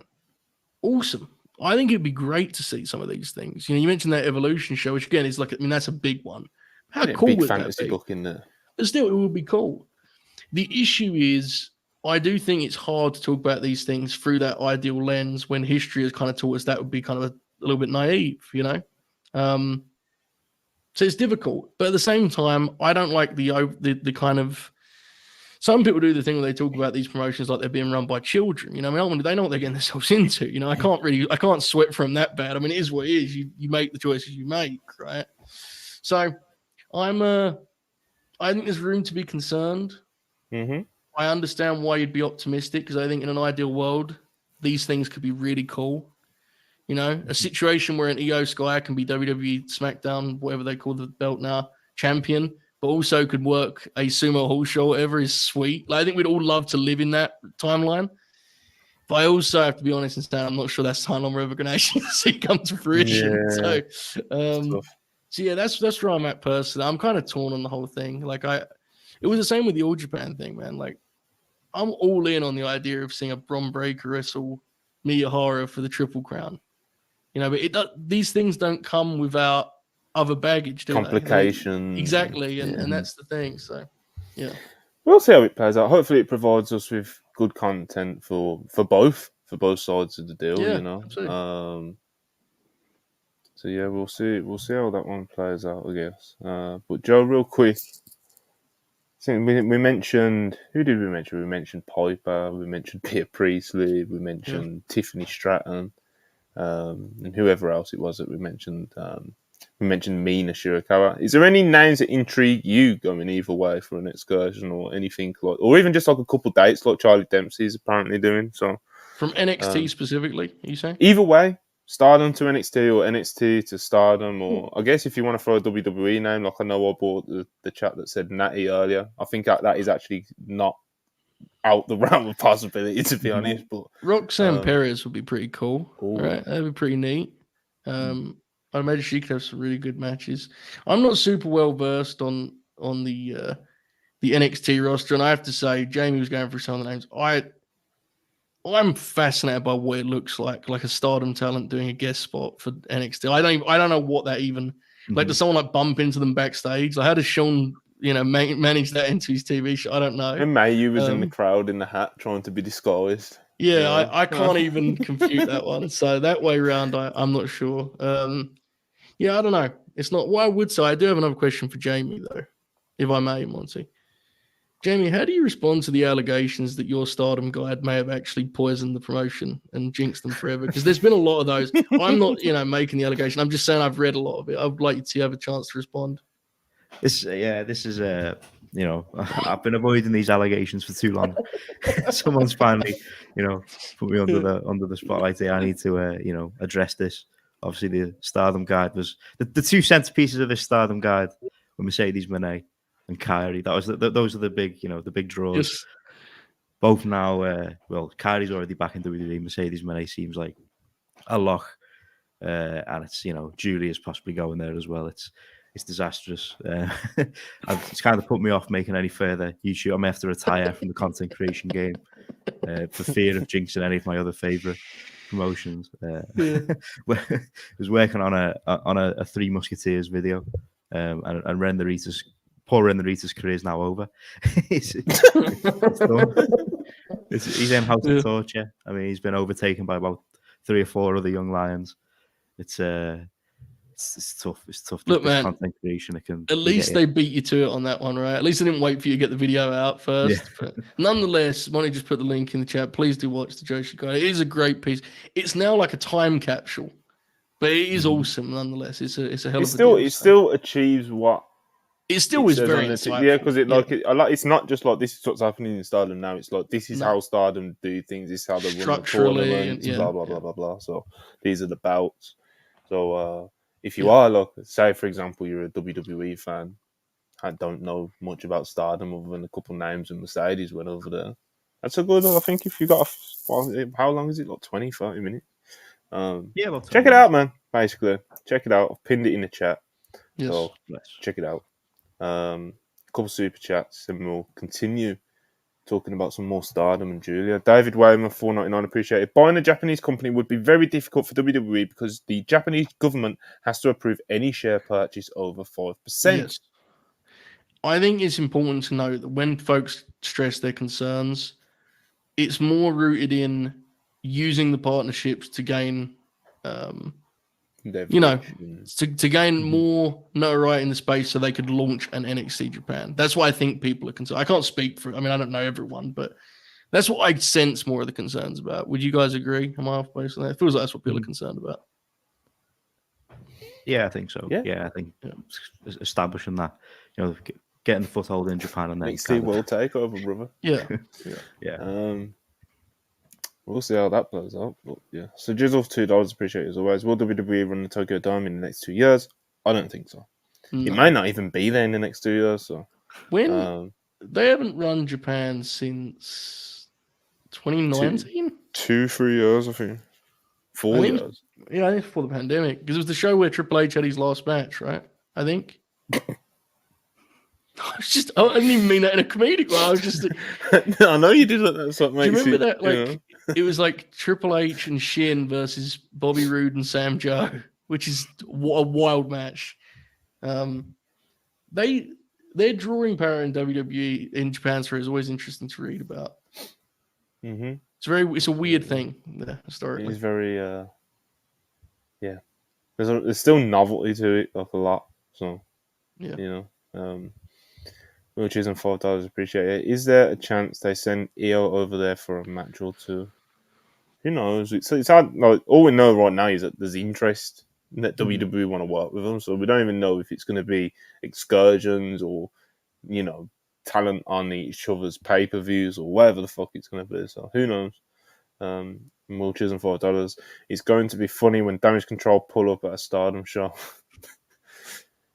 I mean, it's a cool idea, but again, it comes with all the complications, doesn't it? So they're all over TV. So when are they going to be able to fly out to Japan and do, one of Stardom's weekend shows or anything like that? But that'd be a moment, wouldn't it? That'd be something, wouldn't it? That I hilarious Damage Control theme blaring out. Oh man, I can't. I hate that theme, man. While the people sit there kind of politely, confused as to what it is for a minute. Korakuen Hall, bemused. Yeah. What's going on? Yeah, I'm not sure whether Asuka will be too keen on heading to Stardom like that. Yeah, bit of tension. Yeah, she's got things to say, But anyway, let's talk about Giulia. Giulia to WWE ? Is what I've got down in my notes here. It says in the Observer newsletter, but Giulia right now is seen as likely to be going to WWE in 2024. Her contract expires with Stardom in March. She may not be coming in right away, but as of right now, she's leaning towards going WWE in 2024. Obviously at Dream Queendom earlier, as Jamie mentioned, she had a really good match with Megan Bain. Obviously she's one of the main centerpieces of Stardom. And that's just from what I can tell as kind of like an outsider, as more of a casual fan of the promotion. She's a big part of the promotion. She held the top title this year. It would be a big loss for Stardom, but I think, especially as I think Giulia just looks like one of the Stardom talents that could absolutely blow up in America. So even if you are the biggest Stardom fan that wants, and you genuinely want all the best for the wrestlers, there's got to be a part of you that can see the potential ceiling she has in the US, and obviously being with WWE would probably be a lot better for her in that sense than being in AEW or obviously Impact or somewhere else, But yeah, Jane, where do you? I know it's you don't want to see Giulia leave Stardom, but it could be a huge move for her, couldn't it? Yeah, I've been kind of preparing for this one for a while. I think, as you kind of mentioned, she definitely fits the bill of someone that a major American promotion would kind of look to. I mean, she's got that star power. The kind of, I think, would translate pretty easily to an American TV show. I think the thing where I kind of not obviously I don't want her to leave Stardom, but in terms of as a fan of Giulia, I talked about the presentation side of things. I think her in ring, it would be interesting to see how that translates. Yeah. Giulia as a wrestler, one of the things that makes her incredible to watch is she'll just headbutt someone. She just kind of fights people. She's one of the hardest hitting, women's wrestlers, wrestling today. So how that would translate, I tend to imagine that they'd give her a deal similar to a Dragon Lee, where they'd have her in NXT for a brief period and kind of get her into the system, but obviously kind of quickly move her up to the main roster. What that would mean in terms of contract and financially, I'm not too sure. I remember I don't know whether it was Meltzer or PW Insider Report, one of the two, that they feel Bushiroad could probably match an NXT contract, but if it's main roster, then it's game over. So what the initial offer would be there, I think, is also an interesting one. But yeah, I definitely think as a character, and kind of the presentation, I think it's easy, easy to see how that would work. But I do have my concerns over how well her in ring would translate. Yeah, because she kind of just headbutts people, gets dropped on her head, and she just kind of fights if she needs to. She's very much one of those wrestlers that I've seen plenty of time. I know, Jamie, you've seen her a lot more than I, but it's she will just kind of physically will a match into being good, even if it's kind of a little bit clunky and not the most technically smooth. It'll just be like two women beating the fuck out of each other. It would be very interesting to see how Charlotte Flair versus Giulia in a stadium would be. Stadium Charlotte, who's just gonna put a body on the line and whack you. I'll never forget how that Ronda match didn't get off to a great start, and Giulia was just fuck it, we're gonna fight tonight. He's just got Ronda Rousey, former world champion in the UFC. Well, yeah, that is definitely a very interesting point to bring up, Jamie, about like her style, how it would actually translate. And yeah, it probably would be very similar to kind of like introducing her anyway to TV would be similar to Dragon Lee. They do a month or two in NXT, 3 months, something like that. You know, get her moving, brother. Get her moving. She's currently learning to speak a bit better English. She said last time she went to America, her English was quite a tough time for her. She's struggling with it a bit. So, you know, hopefully it just all works out for her because she's definitely a talent with a really high ceiling, lots of potential. She's very talented. She's got great star presence. She's got a great look. She's just she just has like that X factor, I think. But yeah, Joe, do you think it could be a successful move for Giulia? Yeah, I definitely do. You know, we've been kind of leaning in this direction for a while, but I do think Jamie's point is like a big one, and I also think it's worth noting when you talk about like the Dragon Lee comp, which is, you know, like, I think that the comparison, to be clear, I'm aware that Jamie's point was that's how you transition her, right? But lest we forget, you know, Dragon Lee, with his time in on Ring of Honor TV when it was in the doldrums and no one was watching, probably helped too in terms of the TV experience, in terms of working with guys who were of, I'll put it this way, a range of different experience and skill levels. That probably helped him too.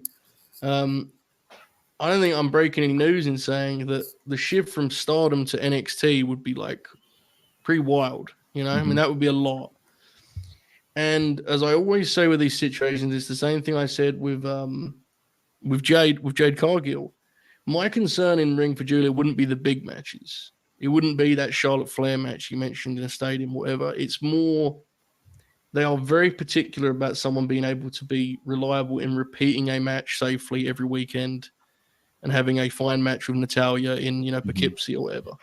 That would be more my concern, you know? Like, I don't have any concern about Giulia being able to have a great match in a big setting. It's more like I could see there being agents that would be very frustrated with some of Giulia's quirks, which is why she's awesome and fun to watch. But I'm not necessarily sure that would translate to Michael Pierce Hayes nodding his head in approval, you know? Like, that would be the one concern. In terms of star power and her potential in that regard, I mean, it goes without saying, she's money, obviously. But that is, I think Jamie's right to bring that up. That is a factor for sure. 100%. But yeah, hopefully it's a smooth transition for her, and she picks it all up very quickly, and she knows she can find hard cam Joe, and she can do X, Y, and Z, and she can go to fucking the middle of Louisiana for a house show and tear it up with fucking Carmella, Shotzi, But yeah, hopefully, because I'm genuinely hoping all the best for her, because I think she could be very special, to be honest. Sure. Hush$2 asked us, what's AEW and Stardom's relation currently? Well, most assumed it was just completely non-existent and all this and that, but there was a little bit of a bone thrown to us, because obviously Megan Bayne, it was revealed that she's under an AEW contract, she's signed, and she was given permission to go over to Stardom and work over there. So, but outside of that, even that side of things, I remember I think it was the English Stardom account kind of got into a bit of an argument with Fightful over that. Yeah, report, because it was like over how that AEW actually didn't played out. send her over there. It was more like she got permission, so yeah, who there isn't much of a relationship per se, but Megan Bayne is an AEW wrestler who was just on Queendom and has been in Stardom for a minute now. So I guess you can call that an excursion of sorts, even though she signed her AEW contract. She signed her AEW contract ages ago, remember? The report was like she signed the contract like over a year ago or some shit. So, I mean, there's at least some kind of communication. I don't think they're planning to do shows together anytime soon, though, or anything like that. But yeah, I wouldn't really call it a relationship, but it's something, I guess. Ibu's asked for a link. God bless. It's Joe Hall, but he's shaking his head. Can't imagine joining a show live while it's in action, bro. I'd never do that. You either got to be there at the start or not. All right, Jamie, you can't join the show in the middle of it. Yeah, exactly. You and I would never do that, bro. Shocking, Ibu isn't of it? wrestle purists. If that's his real name, as you said Yeah. very eloquently yesterday. Of wrestle purists. All right. Whilst we still got Jamie as well. Yes. Before, I know he's hopping around. We've double booked Jamie today, Joe. But anyway, let's accidentally double booked myself. God bless. Joe knows all about it, you know. I do. Let's talk about this Okada, Takami Obari situation. So, New Japan president recently stepped down. Tanahashi, who we all know and love and adore, and the people know, love and adore, is taking his place as president in New Japan. And according to the newsletter, a key reason that Obari stepped down as New Japan president was that there were issues with staff and Obari's usage of power over them. A major reason was that Obari had heat with a number of people, including Kazuchika Okada. Okada was said to have wanted him out. Others said that Obari never really understood the wrestling business and didn't respect the value of Okada. What's going on here, Bill? I'm sure you just heard all that. Yeah, man, Okada got the president out of there, bro. You know, it's crazy. Star players can listen. Star players in any sport, including professional wrestling, can get anything done on an executive level. Let's not make any mistake about this. They run their teams.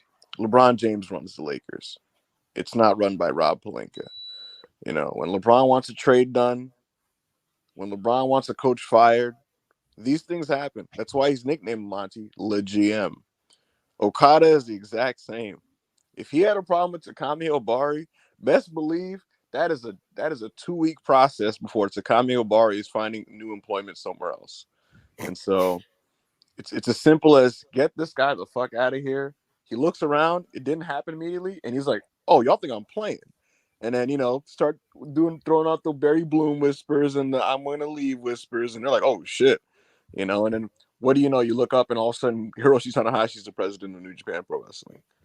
You know, so it's just main event wrestlers making a power play like they always have done since the beginning of time.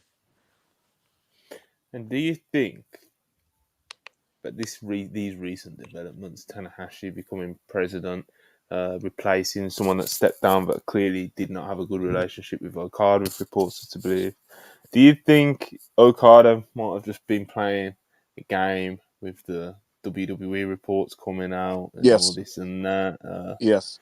But yeah, Jamie, what game do you think Okada was playing, mate? Yeah, I think I think he's played the game to perfection. You know, he's hired the notorious Barry Bloom, to scare the Bushiroad officers. Oh, I'm gonna get a big money move, and he's he's politicked his way into his 1/3 of his never openweight 6-man tag team partners to become the president of the entire company. And now I think he's going to get his way with that one. You know, someone he knows very well. So I think it's an interesting one as well in terms of the actual change. It kind of happened in Stardom as well recently. The idea that things were becoming less wrestler oriented. I know Giulia said that as well about the change in presidency. So, you know, that being a kind of an issue for both companies, I think is kind of something to monitor how that develops. But someone who, I'll get rid of this one sec. Someone who definitely wanted Okada nowhere near WWE. Wanted them to stay firmly in New Japan Pro Wrestling. This is a win. I gotta be real, Jamie. I didn't want him on any weekly American TV show. Like I thought about it, and I was like, I don't want this guy anywhere except New Japan Pro Wrestling. Yeah, I remember us talking about it. And it was like outside of it being hilariously funny, if he was on WWE. Yeah. It felt bad for wrestling, man. It all did. Like, yeah, the idea of him flying in to work a Dynamite once every 3 weeks is like, that's the other thing. It's like even an AEW version of that deal is literally just high key them just like funding his New Japan part-time run while getting him here and there for dates and matches. And that just doesn't sound that interesting to me. As is right now, he can already kind of pop in and out here and there for a couple matches a year and do his New Japan stuff. And like you said, it just didn't feel like the move that would help wrestling as a whole. Katsuhiko Nakajima taking all these dates with All Japan Pro Wrestling and winning the Triple Crown Championship, that feels like a move that's like healthy for the Japanese wrestling scene. So by kind of helping to balance out a company that was growing in 2023 and was doing, by the end of the year, better houses than Noah, now gains a key talent. Like, that's a good move for wrestling. Kazuchika Okada, the ace of New Japan for 10 years, possibly leaving over for greener pastures in the United States. I don't see how that, like, what does WWE or AEW do with this guy? So yeah, I wasn't into the prospects of that, and so I'm glad to know that what's becoming apparent here is that was a bit of a power play to kind of get what he wanted politically backstage. Yeah, I don't think it's a crazy assumption to make.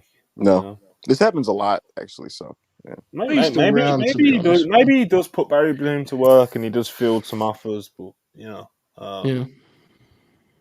I thought it was quite telling, So yeah, I wanted to say something. I couldn't get in earlier.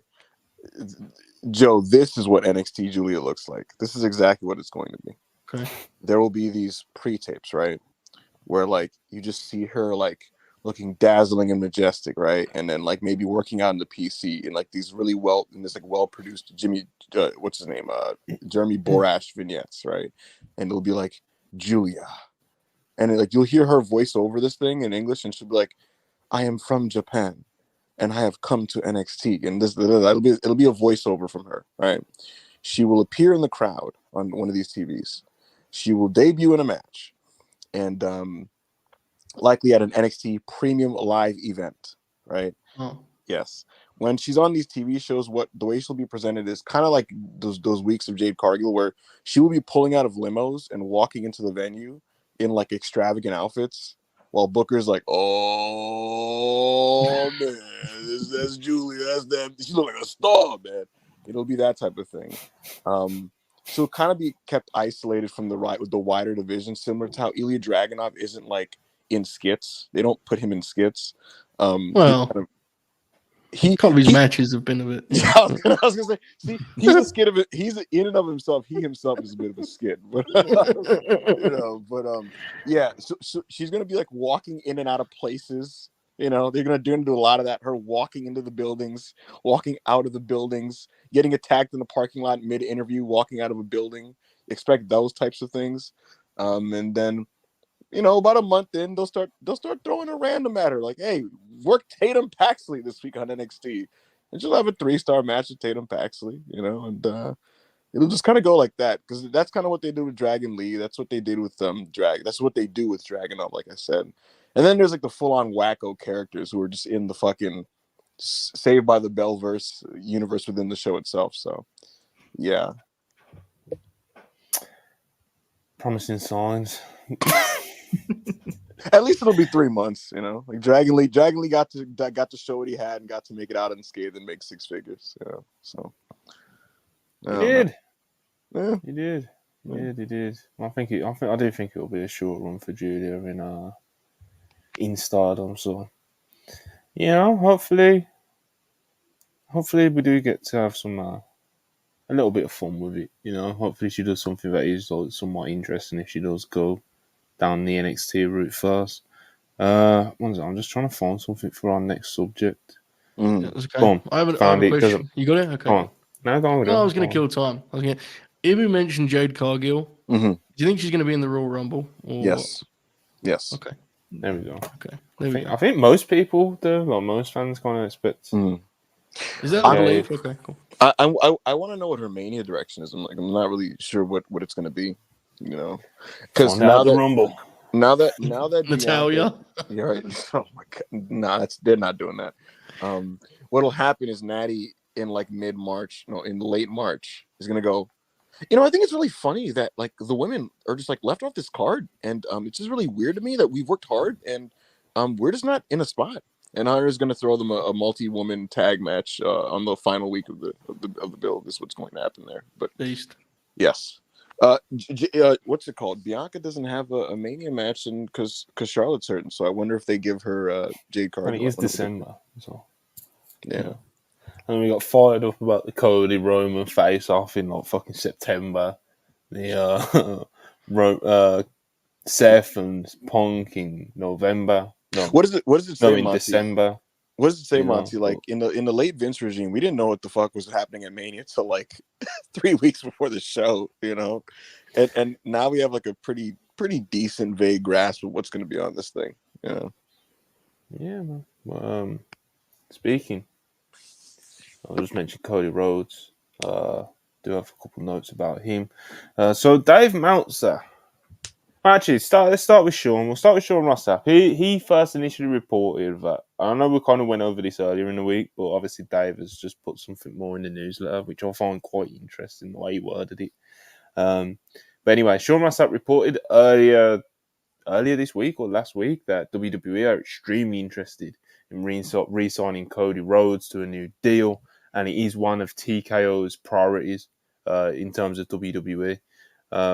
And then, like a few hours later or the next day, Dave Meltzer reports that Cody Rhodes signed a new deal with WWE. That is the language he used. Signed the new deal. Not agreed. Yes, signed. He said, Dave Meltzer said that Cody Rhodes signed a new deal with WWE. Sean Ross Sapp was very quick, to be fair to him, to point out that from what he's been able to gather, that he has not signed the deal, but it is pretty much agreed in principle. He is expected to sign it, but he has not actually signed it yet.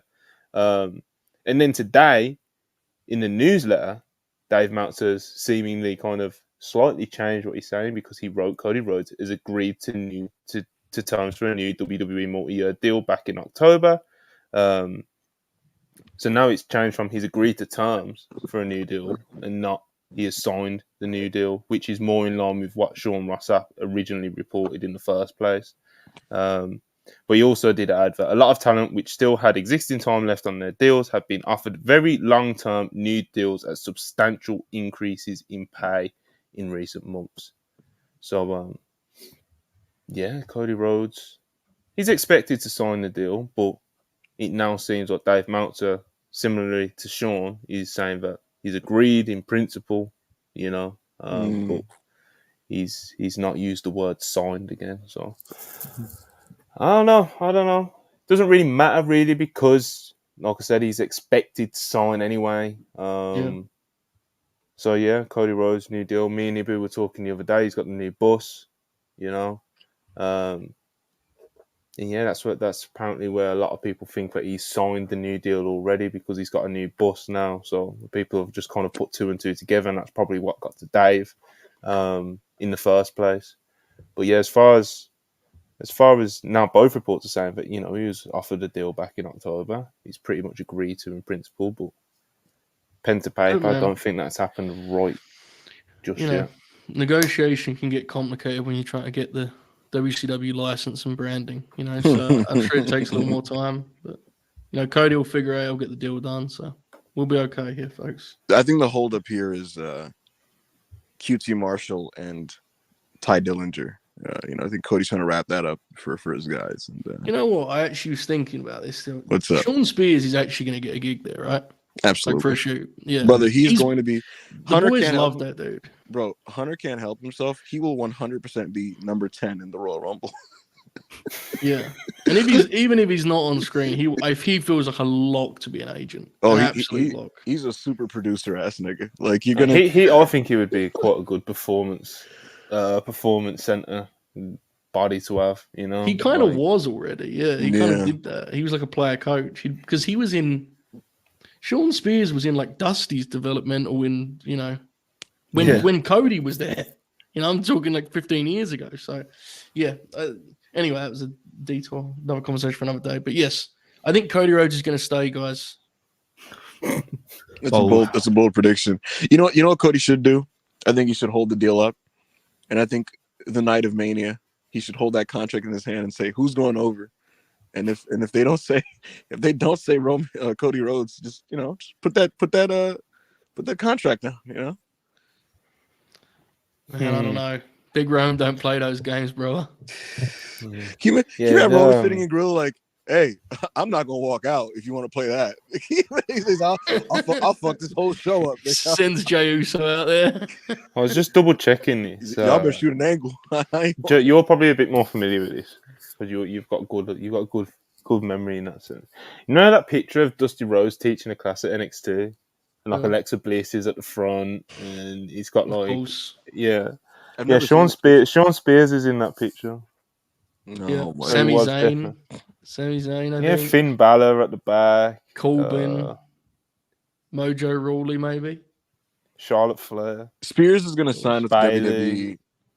Spears is going to sign with WWE, and Cody's going to drop a paragraph on Twitter. You know, like, always knew Sean, total pro, good hand. He used to hate that term. He tweeted about Sean already, hasn't it? He said something like amazing. X the X did. Pop me huge. Yeah. I'm sure Cody Rhodes tweeted something, you know. I'm just typing his name into Twitter. I will say this, look, say what you will about Sean Spears. He was fucking awesome as MJF's lackey.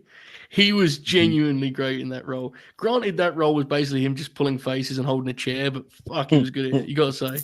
I don't have a problem with Sean Spears. Like, me either. I thought Cody Rhodes at Cody Rhodes 22 hours ago. Loved the chairman, a great man. At Sean Spears. A great man. A great man. I'll tell you this. I reached out to a main event wrestler in WWE about a completely different topic. And then this individual says to me, "You heard about Sean Spears?" I was like, "Yeah." And he was like, "Hell of a worker." Man. He's excited. We need to get. We should get Shoot on to talk a bit about Sean Spears, you know?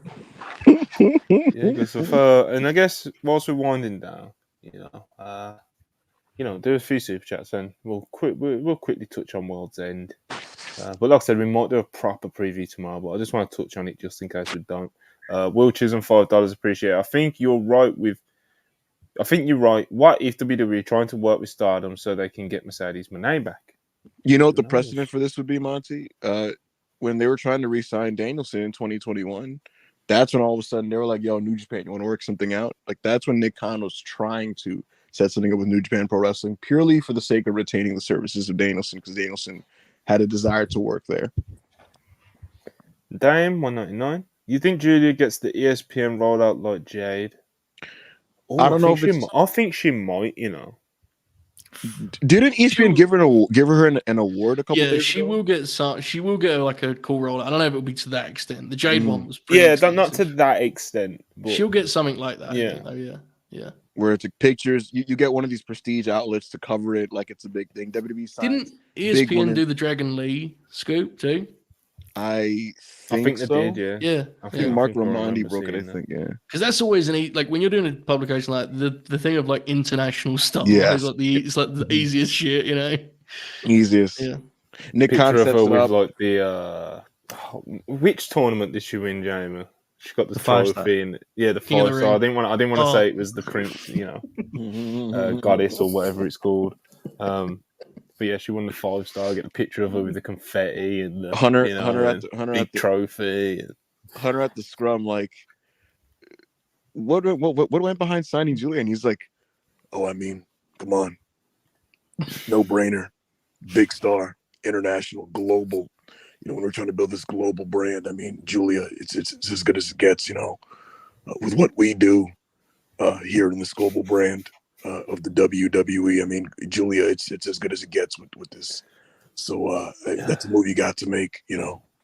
What we do still pops me every time. Yo, every time. I think it was Karan. He quoted a clip of Hunter at a scrum, and it was like, "Yo, he wasn't joking," because in the clip, right, he said "what we do" like 4 times. He was just like, when you look at what we do, bro, he did it on. I was watching the documentary they made when Sting came in. Uh-huh. He even said it in that was like 10 years ago. He did it immediately. Yeah, this business. When you look at what we do, I can't believe that fucking arsehole beat Sting, bro. I'm so mad about that. Yo, you know what's crazy? I got mad about it all over again. I was so mad. I was thinking about it, and I was like, why did he beat Sting? No, You know, for why no did- reason. He's And then- Triple H, bro. And then Like, JBL's you on just- commentary like, we won the war, Michael. It's like, shut the fuck are you fucking talking about? Fucking one of the lamest things they ever pulled, man. They made it about the NWO and DX. Fucking That is so click pilled like backstage. Like they're just like, gross Yeah. as hell. what if man. Triple H DX just fucks- decides, like, I want to beat this dude, and he just does it. So Wait, real quick, I do want to say about that, Joe. I rewatched that match for the first time, last year for the Mania review series, and the big revelation is that match is incredible. It's like- fun, yeah. It's just No. I thought it was like just a fun thing before that like had a bad ending. No, it's like it's just high key fucking beast. And if Sting won, I would say, and this is a hot take, it'd be like the 10th best match of his career, which is like a super scorcher. I But will never rewatch it because of Yeah, what the happened, ending. but yeah. that's the when yeah, I rewatched it, I I'll was still like, not holy watch Roman shit. Coda. You know, Oh yeah. still not rewatch that, brother. I thought you were gonna say Yeah. Roman Triple H, and I was gonna say never watch that in your life. Like don't do that one. Don't do that one. Okay. Anyway, Hush 199 appreciate it. Roman's decision will decide Cody's WWE fate. Law. Well, we'll see. Hush 199 QTV about the Chase U scandals. I'm crying already. Oh come on, man. QTV was crazy. man. QTV That was crazy. Yo, Tough I was times. popping at. They just took Harley Cam and they're like, "All right, you're with Saraya," and she just kind of pops in the frame like, "I'm with Saraya." It's like, okay, Will Chisholm, $5. It's going to be real when Cody have Raw like WCW and Triple H going to have SmackDown like Stardom 2.0. What rules about that is Triple H is like just as much a Crockett pervert, yes. and yes. instead apparently he's going to do Stardom 2.0. Like he's fucking brother, that man that man cleans off his NWA belt in his house like every week. yeah. You know, like, and he just like, Built a whole faction because he wanted to pretend to be Ric Flair on TV. Like yeah, oh my. Joe, at the expense of every aspect of him as a performer, you know, like Yeah, I'm gonna and straight. he got the Harley Race fucking chops and everything. Like he Yeah. just went the whole way. No, even before that, he suit, straightened his hair, cut his facial hair off, you know, changed his in-ring style like to just be Rick, and it was just like, you don't bump and stooge the way he does. What are you doing? You know? He worked the leg because Rick did it, but he didn't do the figure four. He did a pedigree. It's nothing to do with the damn leg, unless Kane was taking it, in which case fair. Yeah, so you have a bunch of 03 Triple H matches where he just does pointless leg work. It's like, and Joe.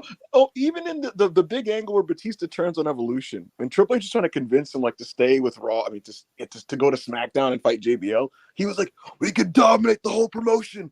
We could be like Ric Flair and the Four Horsewomen back in 1986." He's cutting this promo about it. It's like, okay, bro. Despicable. We have fun. Anyway, World's End.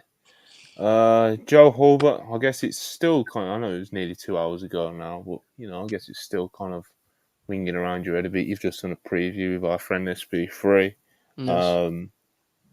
Good guy. Anyway, World's End. What you're most looking forward to, and what was kind of, you know, we'll start there. What are you most looking forward to on World's End, mate? I'm gonna take Clearly the lazy Abaddon. answer and go with. Yeah, of course. I'm gonna take That's fair. Eddie and Mox. Yeah, I can't. I'm not even gonna like Do make it. a point of. Yeah, it's not even worth it. Like, it's pretty easily that. The way they sold that match with the little promo segment on Wednesday was, of course, they would do that. So, yeah, I'm super excited.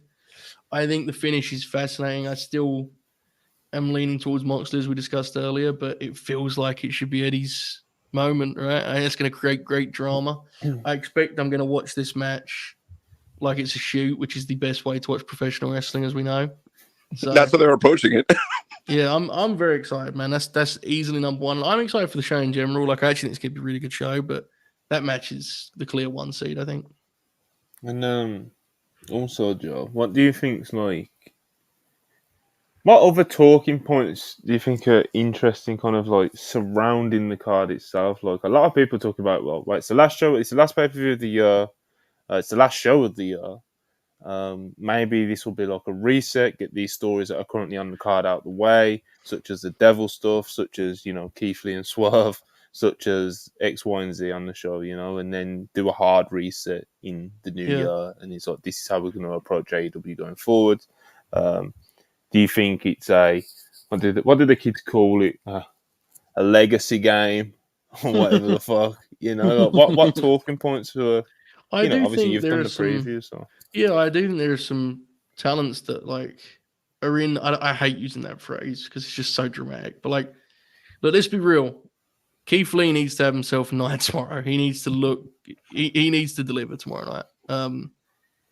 We all have a great deal of sympathy and understand why Keith doesn't look the same. We get it, right? It was terrifying. He's health scared. I'm glad he can wrestle at all. But we have to be honest. He looks like a very different wrestler than the guy who kind of exploded on the scene years back. I thought and people like this match. I thought his match with Brian Cage was flat out bad. So. I didn't dislike the match, but I thought his performance in it was more of what we've seen, which is not so much the stuff he does, the time it takes in between. He just really struggles. So I'm really hoping he can have himself a big performance against Swerve. That's one to circle. I think Abaddon is wrestling. Bits aside, what's up? Just remembered more review of that Brian Cage match. I was quite spiteful, Joe. When was that? No. You're thinking of Monty. You're thinking of his match with Shane Taylor. Yeah, I don't think we reviewed the Shane Taylor one. Yeah, Shane Taylor was the Ring of Honor. No, I remember talking about the Brian Cage match as well, and just feeling we never covered Collision. That was on the most recent Collision, I believe. It was before Christmas. Yeah. I'm just. Go carry on, Joe. I'm just. No, I think the Abaddon Giulia Hart match. You're blending in Keith's thinkers. Abaddon Giulia Hart is kind of wild to me. They've booked that match, and I'm kind of fascinated as to what that looks like and why they've booked it and what they're even planned for it. That's obviously a big one for Abaddon. It goes without saying. Another guy at Circle who's on 0 Hour. We need something from Hook, man.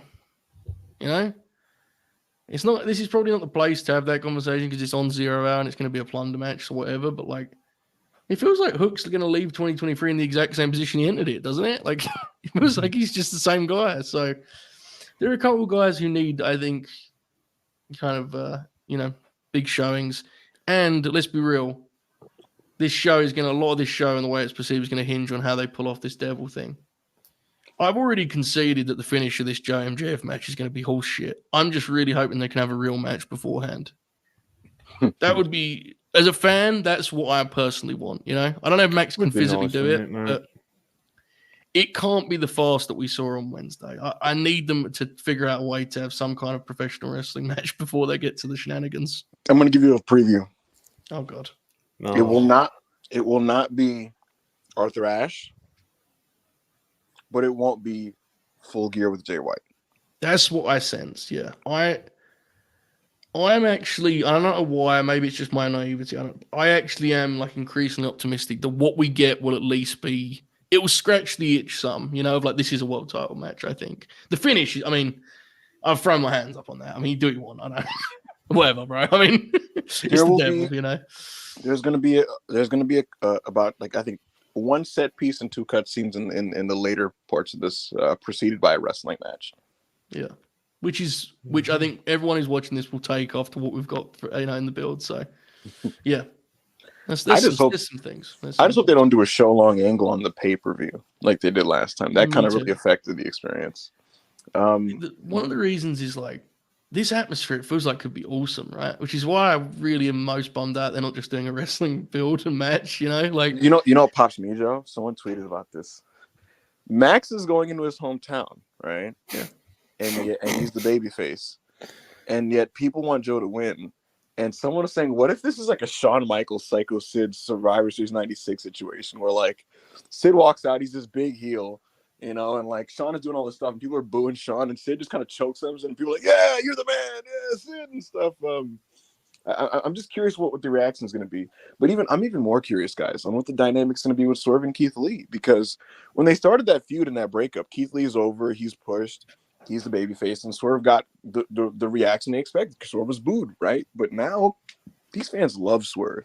He was the guy that they chose in the 3-way, and I'm just curious, like, how do they not receive Swerve in this match where he's going to presumably work heel on Keith Lee, and he's the rising star with the stock, and so it's like a weird one, man. I'm just curious what the dynamics are. It's such a like simple indication of where that thing has trended that this is now like totally just a way to get Swerve win on pay-per-view, which I'm for and I support. But it does say a lot about how they've kind of gone in opposite directions, right? Since they split. Like at one point this could have been viewed as like a big time match, and now it's literally just like Swerve's gonna get a win on pay, which is cool, but it's not the same as like this big time match. Monty, while we're talking, you should check Mercedes' Instagram. I've tweeted it and everything. Joe, have you seen this? I've not. No. She's taking pictures next to Triple H pictures.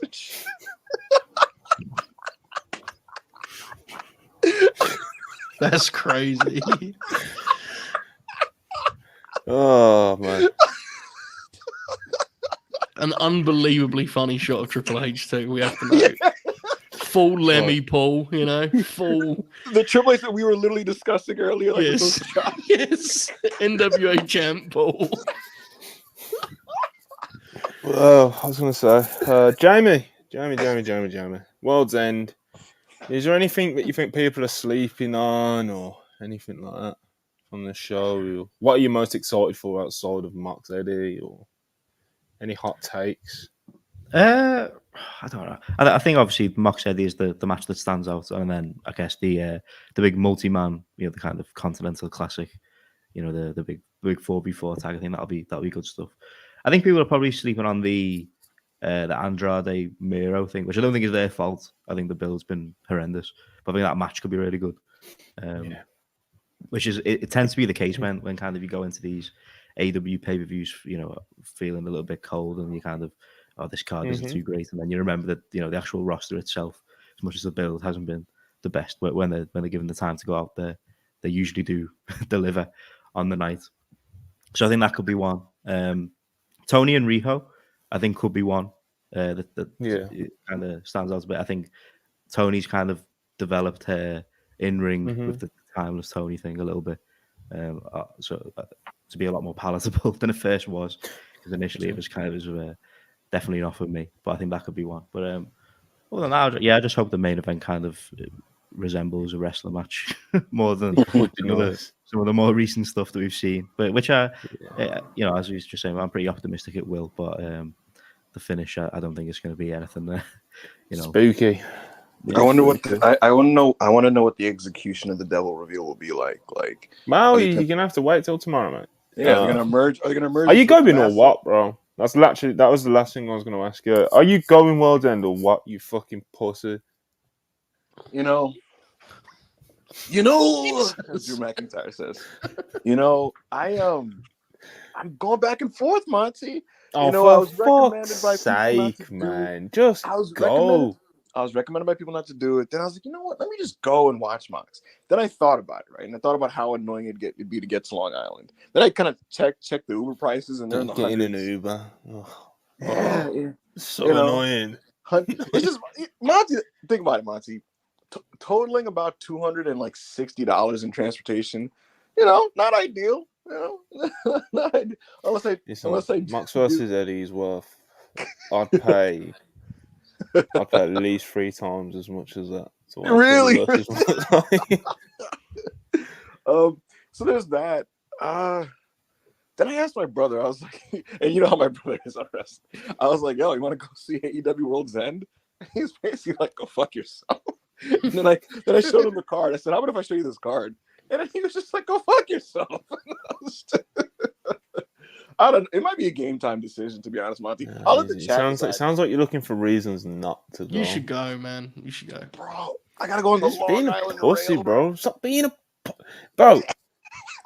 when you're 70 on your deathbed, you're not going to be thinking, "Oh, I'm so glad I didn't do that 1-hour drive." No, you fucking get a grip, that's mate. good call. That's good call. Yeah. Magical may happen, man. It's a pay-per-view. You never know. That's the beauty of wrestling pay-per-view. If I go and this show is ass, that's a great story, though. That'll make worldwide. Yeah, then you come on worldwide. If it sucks, Monty, you gotta pay me an extra worldwide that I've never done. No, absolutely not. Absolutely to never fund happening. my If it's bad, I'll fine you. In fact, just for the suggestion. It will of not trying be to get bad. more There is money. no way that show is going to be actively bad. It may have bad things. I don't think it'll be a bad show. I think it bottoms out as meh, and Yeah, same. in a way where like there's like one or two very good matches and the rest just kind of don't land on the night. I think is the worst case scenario, and the best case is everything overachieves and it's all out. So Yep.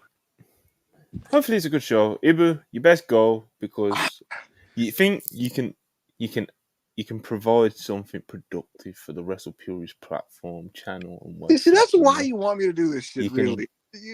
Duh. Bro thinks I'm wanting to go and have a nice time. Yeah. Bro, the fuck up, man.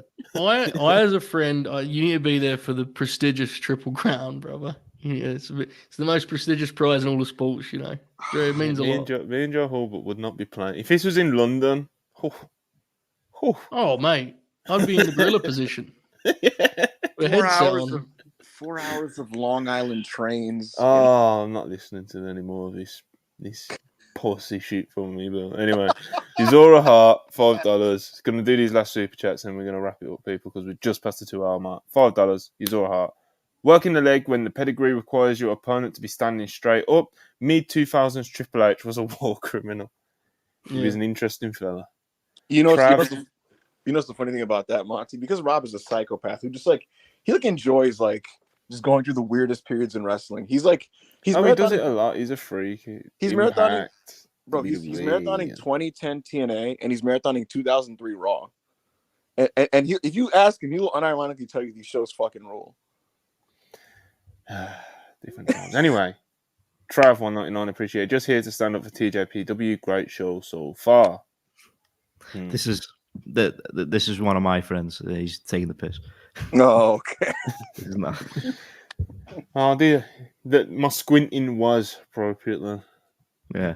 I didn't buy that was genuine anyway. Hutch 199, appreciate it. When Abaddon does the neck turn plus 1 star rating, go fuck yourself. Will Chisholm, $5, appreciate you as always. If you would have told me back in 2021, by 2023, Dirty Dom will have a better year than Hook, I would call you a liar. Hook was mega over. Yep. That's kind of crazy to think about. Mm-hmm. Yep. Will Chisholm, $2, appreciate you. Mercedes going to WWE. Will Chisholm, $2. Mercedes going to WWE or all the teases is for TNA. Lol. I don't know how I feel if she went to TNA. Now, here's the thing you got to remember. It'd be very funny. TNA would put their world's title on her. I'm not talking about the knockouts title. I'm talking about their world's title. Favorite. They did that with Tessa. They would do that on the first night with Mercedes, which could be fucking beast, right? I mean, can you imagine the content we get out of that? NWA World's Champion. Emergency stream. Emergency stream, bro. Who do we actually think the major signing is going to be? Dolph. Do you think Dolph? Is he? Yeah. Do you not think he's AEW bound? That's the thing, actually. Yeah, it does feel like he. I don't know. I mean, we reported that they're putting creative pictures about him. Yeah. Why would? What's the business reason and logic from Scott D'Amore to give Dolph Ziggler $1 million? That's my question. I think they're desperate to have maybe Ali. Ali, maybe. Ali, because would Dolph be motivated to take I don't know. It feels like AEW is going to be a great fit for Dolph because he can show up once every month and work and then go home. Is he going to want to work those? City, Yeah, is he going to want to work those buildings and work with fucking Moose or whatever? Yeah. Aga. Oh, I'm bad with pronunciations. Aga's channel. That's correct. 199. Appreciate it. Taurus is the answer to AEW's problems. Unironically, one of the worst wrestlers of the last. This is Agsy, isn't it, Jamie? Mm-hmm. Yeah. See, why can't people just have the YouTube names that I know about? But shout out Agsy, one of our part-time on and off writers. He does bits. He's done some bits and bobs for us this year. Appreciate him. Jamie's drawing a house. Jamie's drawing a house. He's big time. Yeah, I appreciate you, Agsy. Appreciate all the super chats, really. Mm-hmm. Appreciate everyone tuning in. appreciate if you would like this video if you haven't already. Subscribe to the channel if you haven't already.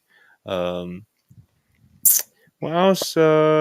World's End is tomorrow. We may do a pre-show / preview. I'm not 100% sure. That's why we kind of touched on it today, but not too extensive. Then we'll probably do some kind of watch along on Twitch as well for World's End. So keep an eye out for it. Appreciate you guys for watching. Like, subscribe. Appreciate all the super chats as always. And we'll be back probably tomorrow. Maybe we'll get some kind of watch along or something tonight. I don't know. Doubt it, but maybe. Keep an eye on the Recipe page.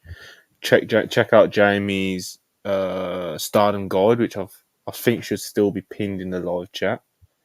And yeah, man. Shout out. Who are we shouting out to in the show? Samoa Joe. Shout out Samoa Joe, our world champion. Yep. Peace.